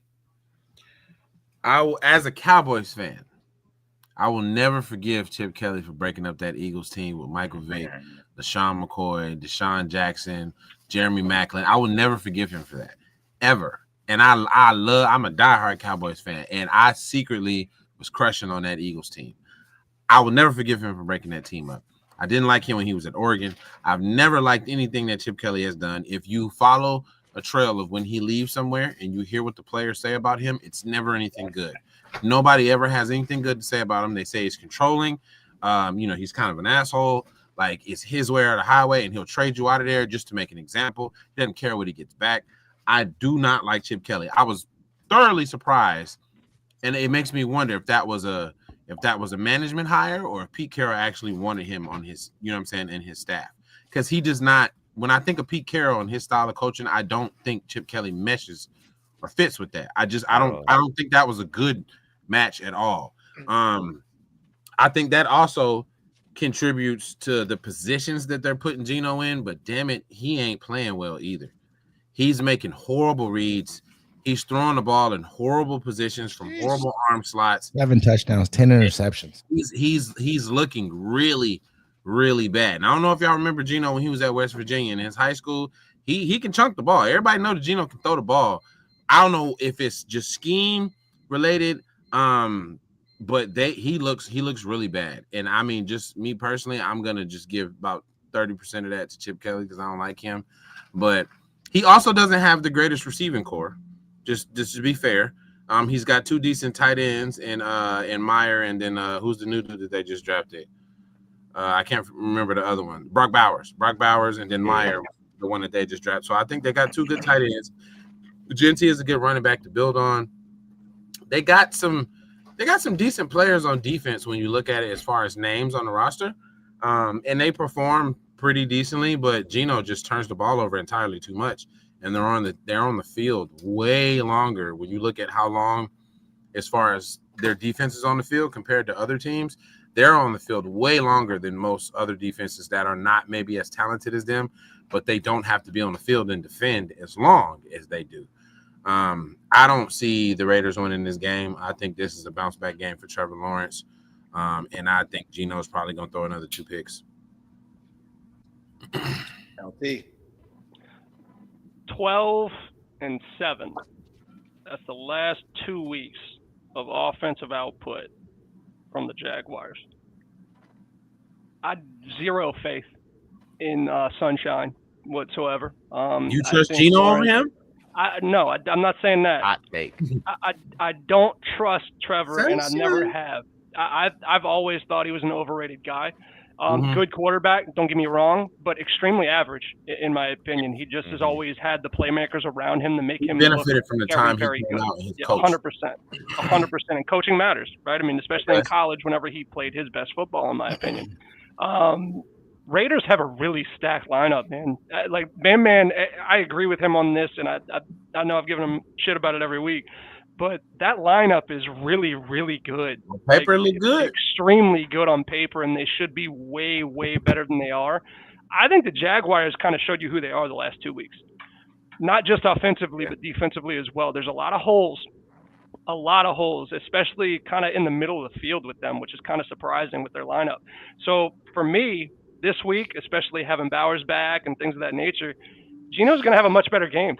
I have a feeling he's going to find his rhythm, I think, this week, and I think it's a perfect time. You're playing a team right now that is on the downslide for their season, I feel like, in the Jaguars. I don't think they're going to find their footing this week. They're going to the Raiders, who, again, must-win game. Geno has to play well this week. I see them getting it done. I see the Raiders winning this one.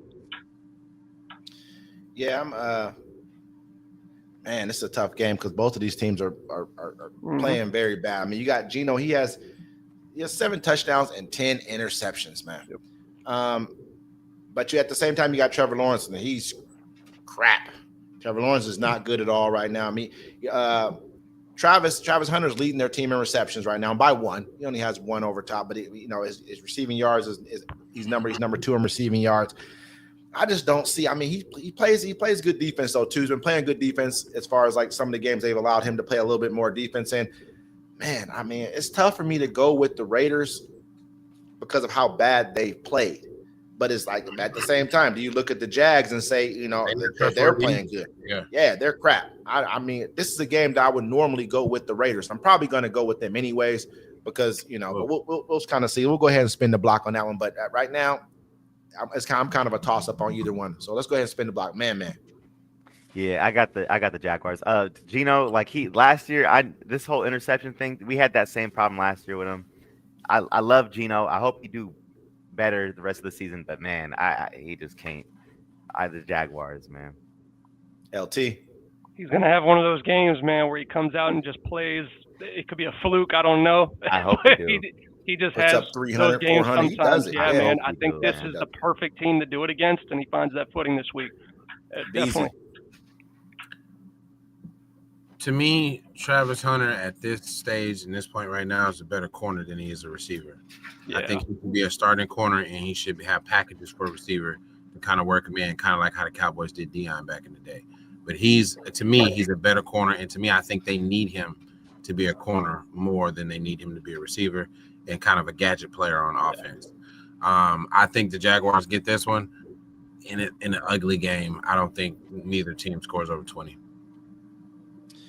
I think I'm going to go with the Jags too, because it's tough for me to go with the Patriots. With the Raiders. I'm sorry about that. But at the same time, I think that Travis actually has been playing good on offense. You see him in the open field. If they get him the ball anywhere, he's gonna get yards. He's killing them really, and I think that he's just learning to be a good DB in the league right now. I think he's actually he's getting that opportunity to learn slowly, which I think helps him out rather than him going to some sorrier team than this one and having to go up against the number one wide receiver and him getting killed and losing his confidence. I think this is a better opportunity for him to kind of learn slowly.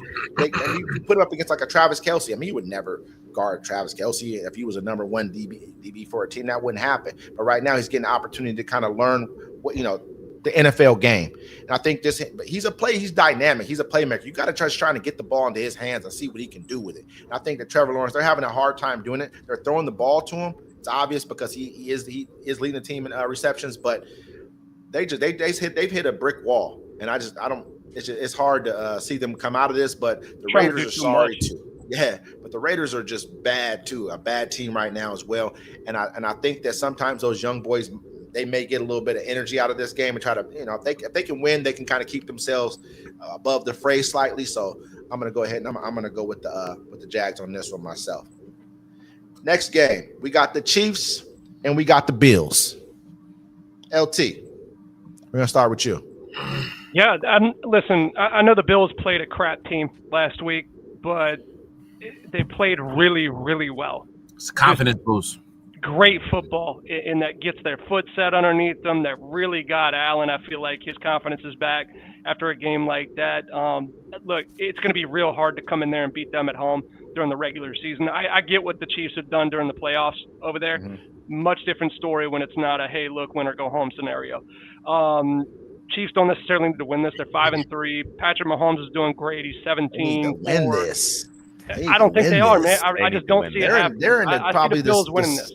They're probably not to cut you because I want you to continue. No, go ahead. But they're in probably the one or two top, division. If they don't win, then they're not going. There's a good chance they may not make the playoffs. If the Chargers even just keep pace, do well enough, they already got one game up on you. They beat you one more, and it's a tie. They're in there. You're not. I said at the beginning of the season, this team's not winning the division. It's just not happening. I don't think it's going to. The teams in that division have really caught up to me as far as talent wise. I want to ask this question to everybody on the panel, so you guys answer it as y'all see fit. I spent having a conversation with my brother today. He said that he feels like Josh Allen is not. He's already reached his peak. He's not going to go any further. He's pretty much peaked at his. He's pretty much showed everybody who he is, and he's not coming back. There's no more. No more room to go. Do you guys agree with that? It's very hard to go higher than he has. Yeah, I think as far as the way that he's played, and I think I'm good with that. That's what I'm saying. That's not a bad thing. That's not a bad thing. It's just he peaked very early. You guys don't think that consistency of what he's already doing, plus winning some big games, to me that's better. I mean, not everyone. When I think about peaking, you're almost. I guess that doesn't necessarily have to mean you're falling. If you're just because you not necessarily falling, you just maintaining. Yeah, that means everyone else needs to get better. That means you need someone else to improve. Mm-hmm. Their running back is a dog right now. He was a dog last year. He's a dog right now. He peaked last year as well. Cook's a beast. He led the league in touchdowns last year. Dude is a beast. a All right, monster so right now. that takes a lot of pressure off you at QB. So I think that's a big part of them finding their footing here. Now, look, Kelsey's finding his rhythm too. You haven't seen him play at this high of a level in a couple of seasons, like in 2 my years. opinion. Yeah, so that's a big deal. Kansas City's on a little upward spiral, upward turn too, I feel like. But and the Bills don't have a number one receiver either. Sure. Really, if you really want to say, and I think, but he Allen's needs another that. one of those And quarterbacks Shakir and He it doesn't is necessarily. number one. Yeah, I got he you. doesn't need that, right? If you're a pocket passer, I feel like you have to have that number one receiver. Need He's it. not necessarily a pocket passer. He can buy that time. He steps up. He'll run if need be all the If you time. look right? at his numbers, man. There's a possibility that he may need that because he's only got 1,500 yards this year. Mhm. He got 1,500 yards right now. He got 12 touchdowns, 4 interceptions. You're up there still, but the 1,500 yards is not. I mean, he's normally like a guy who's going to get you 4,000. They don't have to when you got a running back finally stepping up. But they do because they've already lost. They lost 2 or 3 games already this year. They're They're 5-2. They Two, 5-2. You know what I mean? Like they've They already only lost but, they only lost 2 games. But you would look at them as more of a team, like from where they've come from and for how young he is as a quarterback and where he's at. You would think they would, they may have been, 6-1 or something like that. They're They that had kind that, of a. they had that bad game that they played where the whole team just didn't show up on Monday night against, or was it Sunday night against the Patriots? That was a huge win for the Pats, and that's a divisional game. So They lost to Atlanta too, right? But you never know what team's going to show up with Atlanta, right? Atlanta's that team that's going to show up and beat you by 12, or they're going to lose by 40. So it's just correct. But like I said, Allen, I feel like he's really finding his footing and starting to go up, and I think that's why you're seeing his numbers down too. There really was a time during this season where they had those 2 games. They looked lost on offense. Like they really looked like they couldn't get the run game going, which in turn put a lot of pressure on Allen to make some certain throws that he just rushed and really tried to force in there. So I think he doesn't have to do that anymore. Cook has found his rhythm. That line is playing at a very high level. I don't think the Chiefs can stop them. It is the main thing here. They just can't stop them. Can they keep up is the question, right? Can Kelsey keep up at the force that he's been playing at all season? I don't think so. I think the Bills win this one, and it's a big win for the Bills. Okay, VZ. I gotta disagree with you, LT, man. I think the difference in this game is I trust the Chiefs defense more than I trust the Bills defense. And then Mahomes and Allen, historically speaking, they always play well against each other. You know what I'm saying? You're going to get the best of each one of them. So Mahomes at his best and Allen at his best, we talk about like 1A, 1B type situation. Yep. You know what I'm saying? So it's like you could maybe give an edge to either side, but it's arguable. You know what I mean? I think the defense is going to be a difference, and I trust the playmakers on the Chiefs defense more than I trust the playmakers on the Bills defense. I also trust the coaching of the Chiefs defense with Spagnuolo calling the plays, running the defense, and Andy Reid being the overseer of it all. Now that Rashee Rice is back, I trust the Chiefs receivers because it kind of pushes everybody back into their normal roles, and Rashee Rice can be the main guy, which is why I think that Kelsey is playing as well as he's playing now because he's not the focal point. He can kind of be, kind of open. The Bills have a better running game, but they don't have like a standalone breakout receiver. I think trade deadline goals for both should be Bills get a receiver, Chiefs get a running back. Kareem Hunt and Pacheco can't hold you over forever. You're going to have to get like a brand name guy there to do that. And the same thing with the Bills. Khalil Shakur and Keon Coleman can't hold you forever. You're going to have to get a brand name receiver, somebody to put there to be able to do it. Do I want to bet against Mahomes? Hell no. I think it's hard. It's hard to do that. Dude is proven in his short time in the league, relatively, he's proven that you bet against him, more than likely you're going to lose. I think this is going to be a high-scoring back-and-forth game just because both offenses are going to be pretty potent, and they're very familiar with each other. They've played each other a lot. They know what each other likes to do, same coaches since this kind of quote-unquote rivalry has started. But at the end of the day, I trust Andy Reid more than I trust McDermott. I'm going with the Chiefs. Man, I like the game the Bills been playing a lot more. Being able to mix passing and running is something just a team needs on offense, So if we're going offense for offense, the Chiefs' run game has been terrible. Pacheco has not been Pacheco in a while. Oh, yeah. In a while, like that. Like Kelsey getting back to where he is, that's like a big thing, but the Bills, who Kincaid, he's been looking better than Kelsey for sure. Like Kincaid. Well, Kelsey's been balling the last 2 games. Yeah, but Kincaid's been like he's always looked like a safety blanket, a strong one. Josh Allen, he's playing at MVP level like at all times. The Bills defense is always really good too. Chiefs, I think they're almost fully healthy, other than like maybe Pacheco might be. Yeah, he's out. He's gonna be out. Yeah, so just no run game, and Mahomes just has to go just straight up because their whole thing is like they're gonna outsmart a team a lot of times with they're gonna out scheme people. Yeah, game time, like the timing of the game and everything. But I think the Bills I think they're gonna win this game. That they need to overtake the Patriots. They're gonna need to do that. The Patriots are number 1 in the division right now. They're gonna. It looks bad for them. The Patriots take over them like that. So I think the Bills they're gonna do that. I'm gonna go ahead and I think the Chiefs they've been just playing very well the last 3 weeks. You know what I mean? So I mean, it's hard for me to go against them. They put up damn near 30 points a game over the last 3 weeks. They gave up 7 points, I think, last week. It's tough for me to go against them. But we'll go ahead and spin the block on this one. We'll say, VZ, who you got on this? Hot take. I don't think that the Bills will win a Super Bowl. I think they're going to get dramatically close within the next 3 years, but they're not going to win. For that reason, I think that within probably 2 to 3 years, you could be looking at Josh Allen trying to get up out of there. Come to the Saints. I think if you looking at them, you got to remember they have horrible history with going to the Super Bowl and losing. That city is really scarred about that.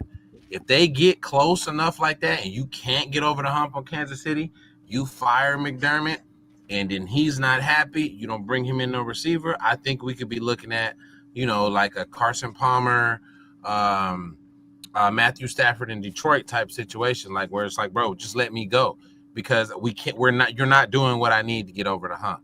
And I don't see, especially with the opposition being Mahomes.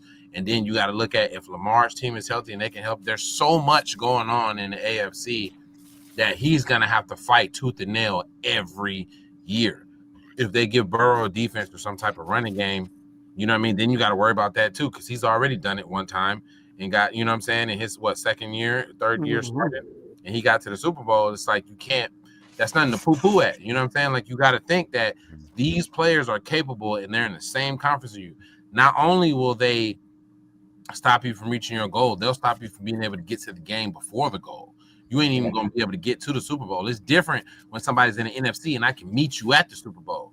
But being in the AFC, it's top heavy, especially with quarterbacks. He is not playing at an MVP level to me either. For all the quarterbacks that we've named today, I agree with that. I can name 5 quarterbacks. I agree with that. 10 times playing way better than him. People are going to say is that they didn't give him the tools to compete with it. I'm not saying that that's right or wrong. What about Jordan Love? He has less. I'm not saying that that's right or wrong, but Jordan Love's in the NFC. He's in the AFC. That's going to be something that you can argue, or that sports, pundits and people on TV are going to argue. I think that the Chiefs are going to win this game. I do think it's going to be a hell of a game between both. I wouldn't be surprised if it went in overtime. LT. Yeah, how crazy is it that 2 of the greatest of all time, in my opinion, as far as Lamar and Mr. Allen have never won. Yep. Right? That's insane. That shows you how great the AFC is, in my opinion. Yes. Very, very heavy. Or Mahomes.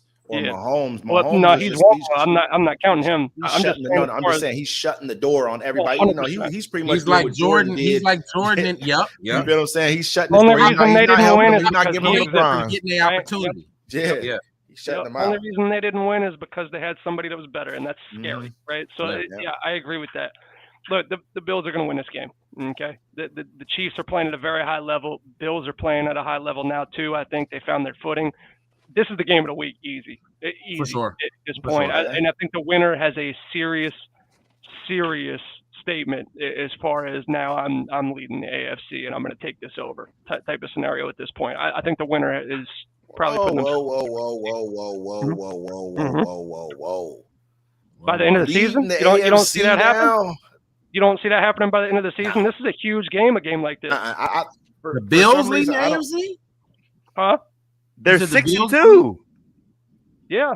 Maybe If 6 they and win, 2. yeah, you're right. If the winner of this, we're the winner of 6 this and has 2. 6 wins, guys. The winner of this has 6 wins. We got 6 wins too right now. They would be 6. I understand that. And Colts got 7. So there's still some room for them to grow. I get what you're saying. But we still got to see the Chargers. I mean, the Chargers, but the Chiefs as well. But go ahead, man. I ain't gonna cut into your time. Let you, man. Yeah. So you got the Bills, LT. Yeah. Yes. All right.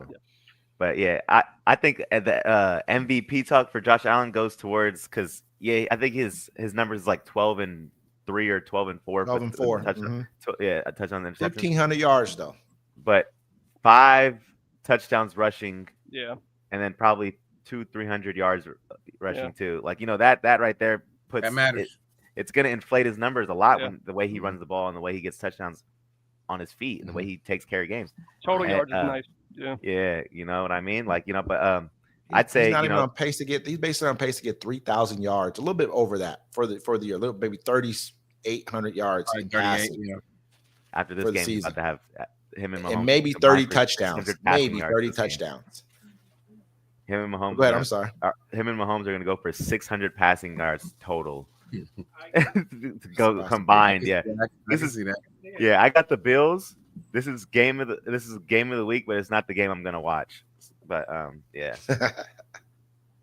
All right, me. I got the Chiefs, man. I just like I said, you got to beat the king around me, man. You to be the king, you got to beat the king. And don't get me wrong, they're at the Bills. Correct. They're at the Bills. So I mean that makes it a tougher game. And I know that Josh Allen will step up for this game too, because he understands it's a statement game for both teams. But you're playing against a really hot team right now. Josh Allen threw for 160 yards last game. Not saying that he needed to throw for any more because he didn't. They won that game handily. It was no problem for him. But the fact of the matter is, they don't feel like the same Bills as they've been the seasons before. I think that they've almost got to a point where you're almost resting on your laurel and you haven't even actually accomplished anything. You feel like you can walk into a room, people are going to be afraid of you. If you were that team who he should be right now, he's at a point where Mahomes was when Mahomes was still hungry and was a killer.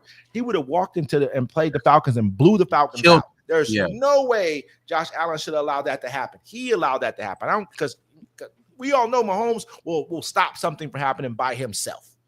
Period. You just so happen to be the person catching this ball. You know what I mean? Like, here you go. Let me basically handing it off to you. So I just don't. It was really him. Yeah. You know what I mean? I've seen him beat teams by himself, make me scared to bet against him. Like, I ain't betting against that dude. Ain't no way.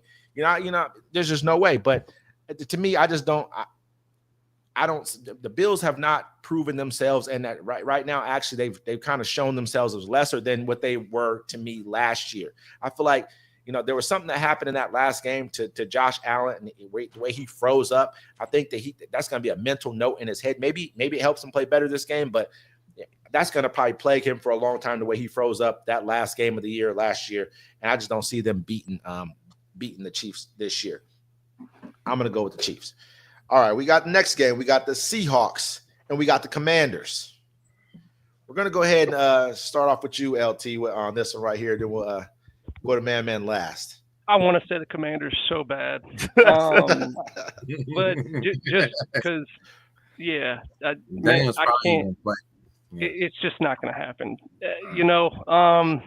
Seahawks are playing very, very good football. I feel like just in total this season, not even just the last couple of weeks. I think in total they've played really good football and very consistent.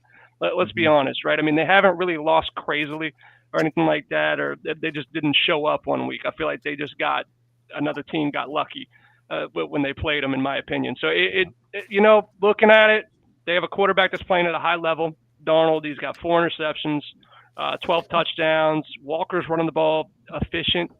Running backs, Charbonnet is doing decent. I feel like their running game's a little down compared to what I feel like. We got that. JSN, that should be all you need right there. I don't think this is going to be close. It's a 3.5-point spread. I think that's really being nice. Yeah, I think that's really being nice to the Commanders at this point. I think Seattle's going to handily win this game, and I don't normally say that, so that should tell you something. Easy. I don't think that Jaden Daniels is fully healthy. I don't think that he's gonna play, but even if he does, he's not gonna be fully healthy. And to be frank, I think even if he was fully healthy, I don't think that they have enough to beat the Seahawks anyway. They got a lot of gadget receivers. You know what I'm saying? Like Debo Samuel is not a receiver who's gonna like beat you and get open at the line. At all. You gotta get the ball in his hand early. Like he ain't a typical, he's low-key a running back. You know what I'm saying? He ain't a typical receiver who's gonna create separation or nothing like that. You getting him the ball in his hand off quick stuff, slants, comeback, you know what I'm saying? Stuff like that, just to get the ball in his hand in space. McLaurin is not fully healthy. Zach Ertz only matters when you get in the red zone, you know what I'm saying? But he's been really good in the red zone, but you got to get there. Their defense is nowhere near as good as it was last year, at least with making turnover, you know what I'm saying, creating turnovers. Like I said, even if McDaniels is 100% miraculously healthy, I don't think that that's enough. I think Sam Darnold probably finna carve them up. Yeah. And Seahawks gonna win that game. Yep. Just before you go, man, right here, I'm looking at. I mean, you look at the stats, man. JSN, he's really your receiving core by himself. You don't. Cooper Kupp hasn't really done anything. I've been really surprised at how they've not been using Cooper Kupp as much as I thought they would use him a lot more. And they don't have anyone else, man. Okay, you got 50 receptions out of JSN, 24 out of Kupp, 18 out of Barner, the tight end, and Arroyo has 11. That's I like Arroyo though. I really like Arroyo. So you're not passing the ball around. So basically, if someone came in with a really good scheme to D up JSN, it's going to be a problem. It's going to be an issue unless I don't see it happen either. But go ahead, man. I don't mean to. So I get what you're saying and all that. I get it. But Sam Darnold, he had the same exact thing when he was on the Vikings, and he had Justin Jefferson. He was giving the ball to Justin Jefferson a ton. He's a good quarterback, and he can feed somebody a lot. JSN is the same. He is quarterback proof. The way Geno Smith's playing terrible now. He was a great player last year with Geno Smith. So I told you guys last time, his game against the Texans was to see how far he is, and he killed the Texans. He is the best wide receiver in the NFL, and it's not close. And it's not close. Quarterback tough one. Because you couldn't tell me who second is. You got Chase. You just said the best in the NFL. You just said him. It's not Chase. It's not Debo. Chase. You tripping? Are you kidding me? Jefferson's second. Chase is not. No, you know what I'm gonna say right now. Chase got 70 receptions right now. He got 700 yards. He had quarterback proof. Is Chase quarterback proof? Because when he had quarterback, he was terrible. Yes. When he had Browning, he played awful. No, he still put up numbers. That's why he got 70 receptions. Flacco threw him the ball 25 times. And then because he's that cold. That's why.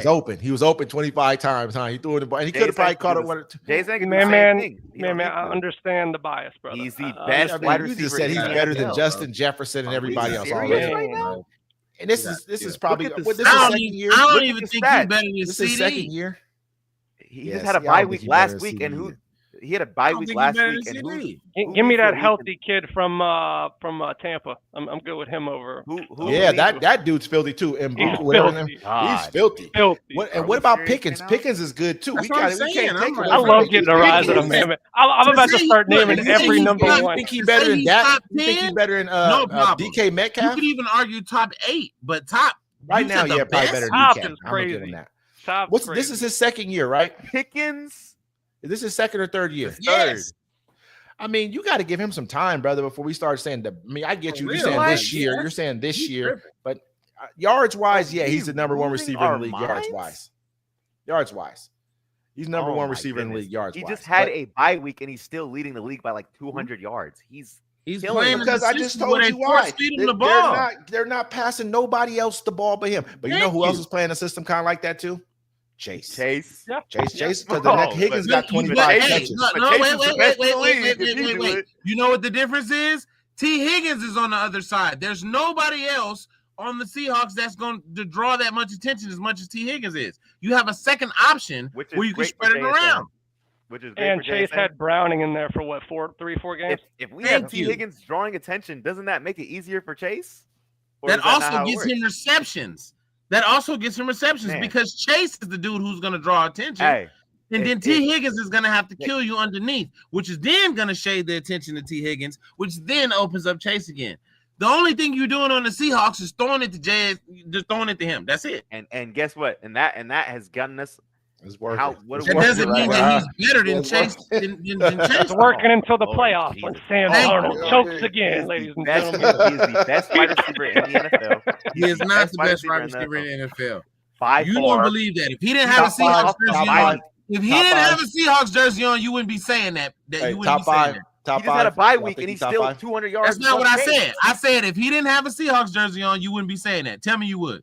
Guess what he has on? That's not what I asked you, man. If he didn't have a Seahawks jersey on, tell me that he would be the top receiver in the league. Say it with your chest. I want to hear you say it. He had Geno Smith. What is Geno Smith? If he didn't have a Seahawks jersey on, if he played for the Raiders and he with the same numbers, he the best receiver in the league? Who knows what I would say? You was a mother effing lie. Who knows what I would say? I'm just saying, and you know this nigga is killing the league by I himself. didn't say he wasn't. All I'm saying is best receiver in the league is a stretch. What about McMillan from Carolina? You huge on him. That's a cold receiver core. Give McMillan some time. Give McMillan some time. He'll be top 10. Give McMillan some time. He'll be top 10. You giving him top 10 already, but you didn't jump the gun and gave give him some time. One. JSN. So what? Okay, wait. How much time do you need to be top 10? He probably need like 3. He probably need. How many years has JSN been in the league and you done crowned him number 1? He's 3. He's better than McMillan. He's better than McMillan. He's better than McMillan. Every single Ohio State Buckeye, they say, hey, who's the best out of all you guys? They asked Egbuka. They asked Garrett Wilson. They asked Olave. They asked Marvin Harrison Jr. They said, who's the best? They said JSN. Okay. They said JSN is the best. And that's the best one they've seen in college. He's a dog, though. I'm not saying that he's not nice. But number about? 1 overall, you got a little bit too much dip on your chip, boy. That's too much. That's too much. Number 1 overall is tough. Number 1 overall is crazy. If you want to give him top 3, I'll argue with you. But number 1 overall, just flat out, and you said it's not even close. You tripping, bro. Say it's not even close. You tripping. He had a bye week and he's still 200 yards up. They're feeding him the ball. Chase had 3 bye weeks. Okay, so they're not feeding the. Okay. So look. Oh, we're not. He ain't 200 yards up. He about 150. They're feeding him the ball with the top tier, with the quarterback who's playing top tier. Chase didn't have a top tier quarterback the whole time. 70. How many catches does Chase have right now? 70. I think he got like 100 targets We're too. feeding He got him the 99 ball. targets, something like that. With three games of Jake Browning, you had your starting quarterback in the whole time. You can't look at that the same. Quarterback proof. He's quarterback proof. It doesn't matter who's at the helm. He's got it. You can't argue with this man about no Seahawks. He's quarterback proof. Nothing with the Seahawks. It don't matter. It don't matter. They could be 11-15. We should be in the Super Bowl. Sam Darnold is the best quarterback we've seen since Joe Montana. All you got to do is let him throw the ball. All he got to do is throw it. Sam Darnold is the best quarterback since Joe Montana. You seen the numbers he put up? He knows how to throw it. Have you seen him? It's crazy. All he has to do is follow a simple criteria. Hey, throw the best wide receiver the ball. Let's spin the block on this right here, y'all. Wait, I'm not done. Go ahead. No, you done. Bro. No, we got the best safety. We got the best linebacker in the NFL. Ernest Jones. Oh, all of a sudden, you Soldier Boy. Every position, number 1. Every position, number 1. Okay. Soldier Boy. You Soldier Boy now. All right. Stephen Worry went crazy. Evan Worry, he a monster. He had a breakout game after he's been injured for weeks. Another rookie. Rookie. And he went crazy. That's the best in the league. Go ahead. Let him finish. Ernest Jones. He's what, 3rd in interceptions right now? He's the best linebacker in the league. Middle linebacker, 3rd in best middle. Okay. He's been absolutely crushing any offensive passing. The run game's been blocked up because of him. He's been killing it too. Our team is looking nasty. Our D line, best team in the league. Every single D lineman on our team is doing their thing. Our team is one. Man, you can't rock with us. If we're healthy, we've been injured all year and we still been killing it. 5 and 2. Number 1, bro. Let's go ahead and spin the block on this one, man. VZ. Who are we talking about? The Seahawks and the Commanders? We still talking about that. Make sure, real quick. I'm gonna go with the Commanders just to piss man Oh, off. he's literally about to do the same. I'm literally doing it just to piss him off. That's the only reason why I'm doing it. Marcus Mariota gonna throw for 400 yards, and Bobby Wagner gonna have 18 tackles and a sack. Yeah, I'm going with the Commanders. I don't care. I'm going with it. I mean, sorry about that. LT. My bad. Oh, it's my turn? Goodness. Yeah, LT. Yeah, oh man, I want to go against the I'm going to go Seahawks. I'm going to go to Commanders. Are we serious? We're serious. After that whole number one at every position just shit, serious listen. I'm just as serious. I'm just as serious. Conviction. Number one. This is crazy. Okay. Hey, you good? You good, LT? Oh yeah, I'm going with the Commanders for sure. Okay. By 300. Man. Yeah, I got the Seahawks, man. What are we talking about? Like the better team. No Jaden Daniels. Hey, also the Jaden Daniels not playing. That's good for him because last time they had a quarterback like him play against us, RG3, who's out for the rest of his career. RG3 was corny though. Man. Okay. I'm gonna go with the Seahawks. I'm gonna be the man. You know what I mean? Because I think the Seahawks is gonna win the game. That's why I'm gonna go with them. Because I'm gonna just keep it real. I ain't gonna do a spite. I'm being spiteful. It's okay. It's okay. I'm with it. I love it. I love McDonald's Sprite in the middle of it. I'm spiteful. Yes. If they win this game, I'm coming in with a Commanders. I'm talking crazy.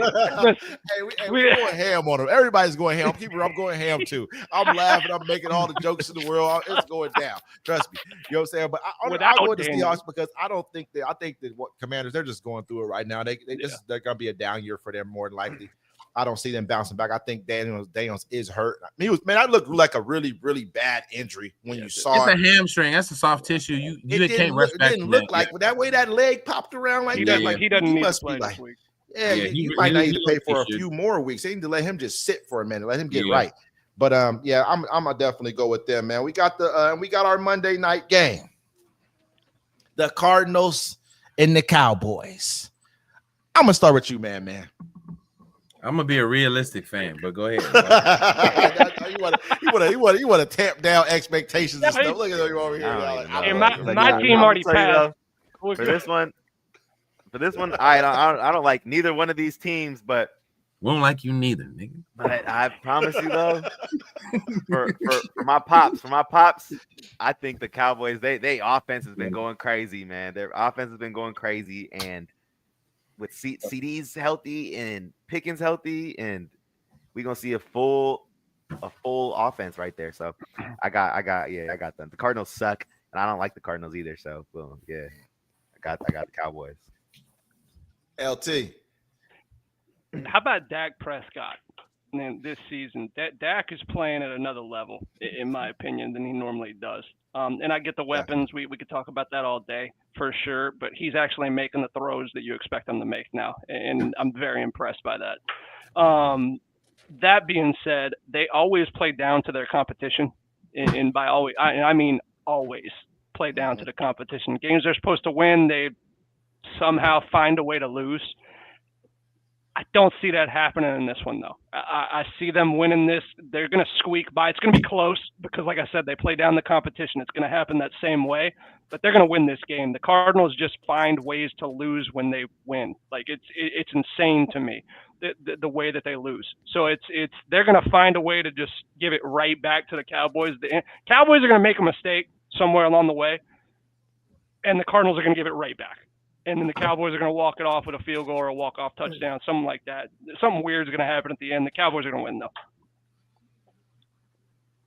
Beezy. I don't got faith in these fools. I don't have faith in these fools. 2023, the last time we played them, 28-16. 2022, time after that, 25-22. The time after that, in 2020, 38-10. We lost all three games. We lost all three of the games the last three times we played them.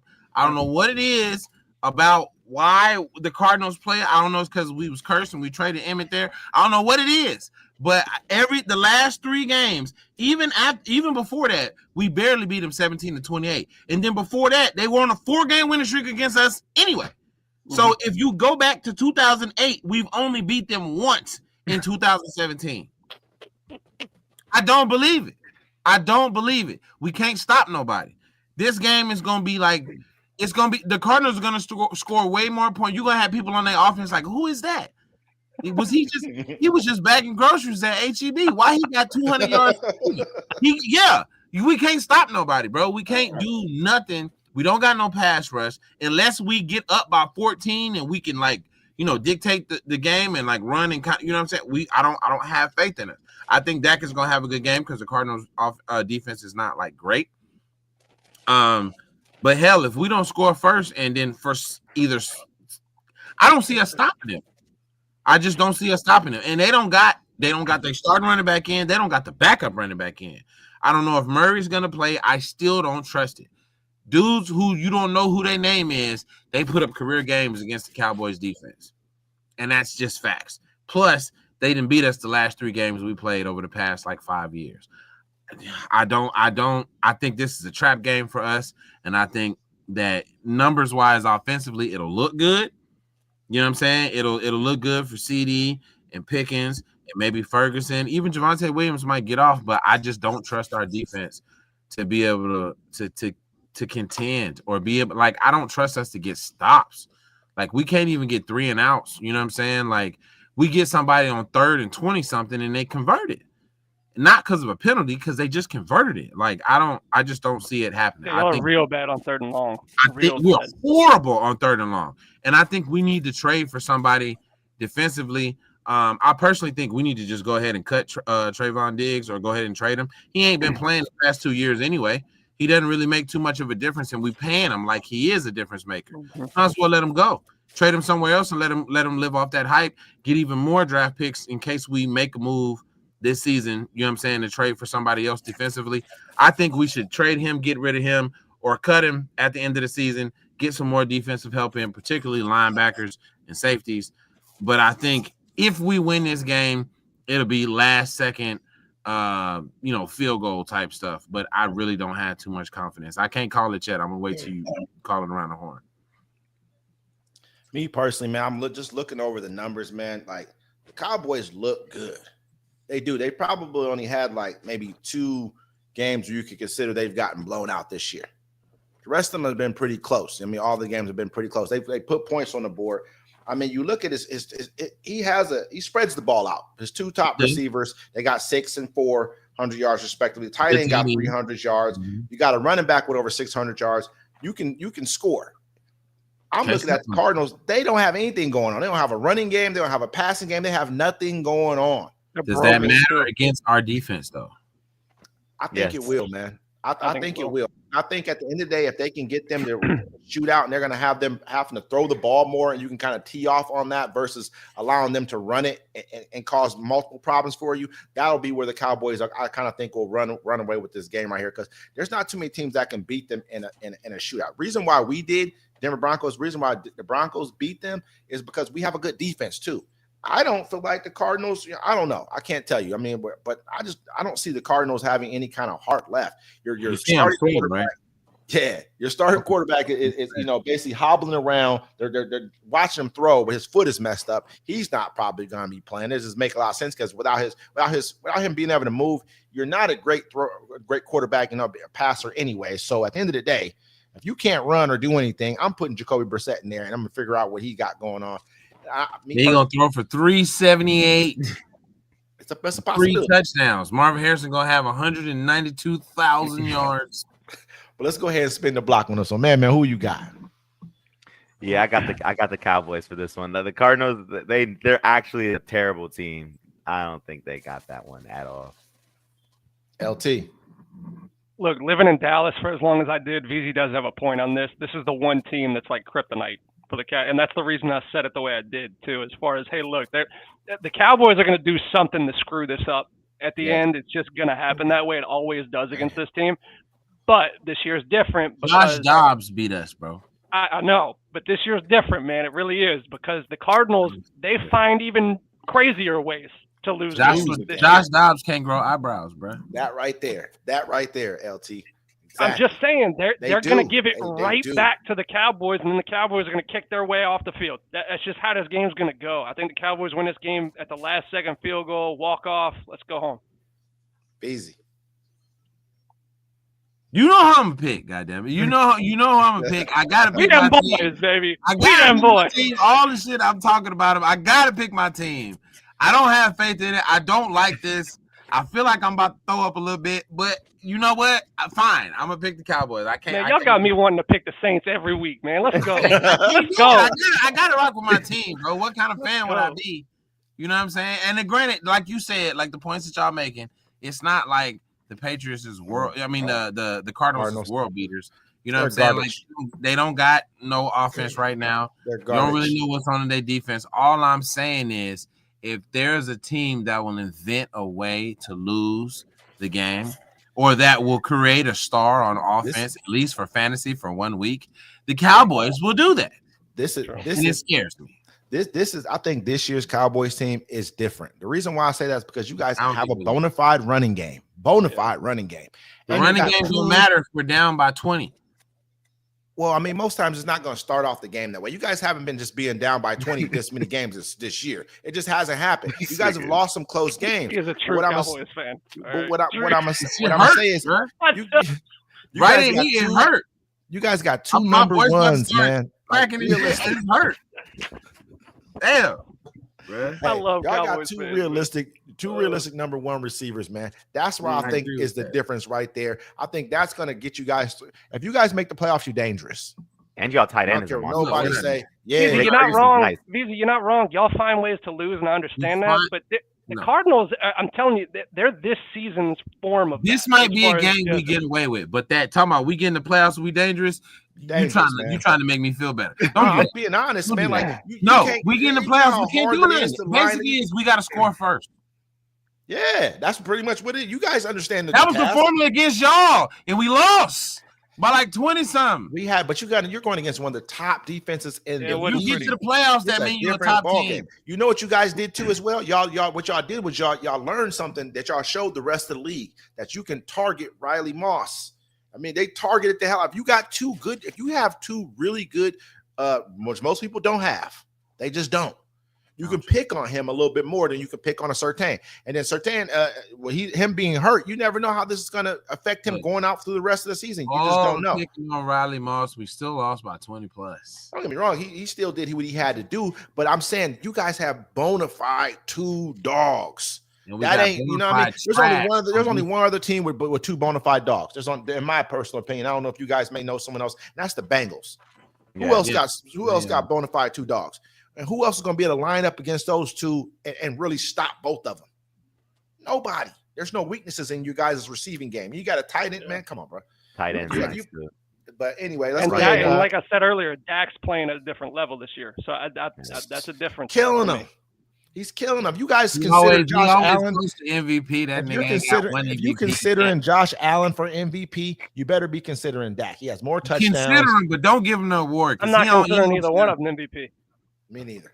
I don't. You know what I mean? But I'm gonna say like this. I think that we just saw him lose CeeDee Lamb for what, 2 or 3 games? Yep. Yeah, like I don't know how many games they lost during that time span, but he got them back, and we're gonna see what I think they're gonna go on an epic run as far as like yardage and everything they got. I think they're about to go on a run. Them boys about to go on a run, but that's just my opinion. They're playing a perfect team to start it. Absolutely, and with that, man, there goes the end of this episode of Plays and Parlays. I am your host Wesley, along with my co-host, the Guru LT, my dude VZ. And the man. We'll see you guys next time. Happy birthday to me. This His birthday is coming up. Let's go. Is it tomorrow or is it it's Friday? It's Friday. It's Friday. Actual Friday. Okay. You gotta watch the fix, man. We'll give you a shout out on the fix too. Absolutely. We'll go ham for. I'm gonna have a good drink for you too, man. Yes, all right, man. I'll talk to y'all soon. Hey, make sure y'all join us next week, 6:30 Pacific Standard Time. We'll see you guys next week. Peace.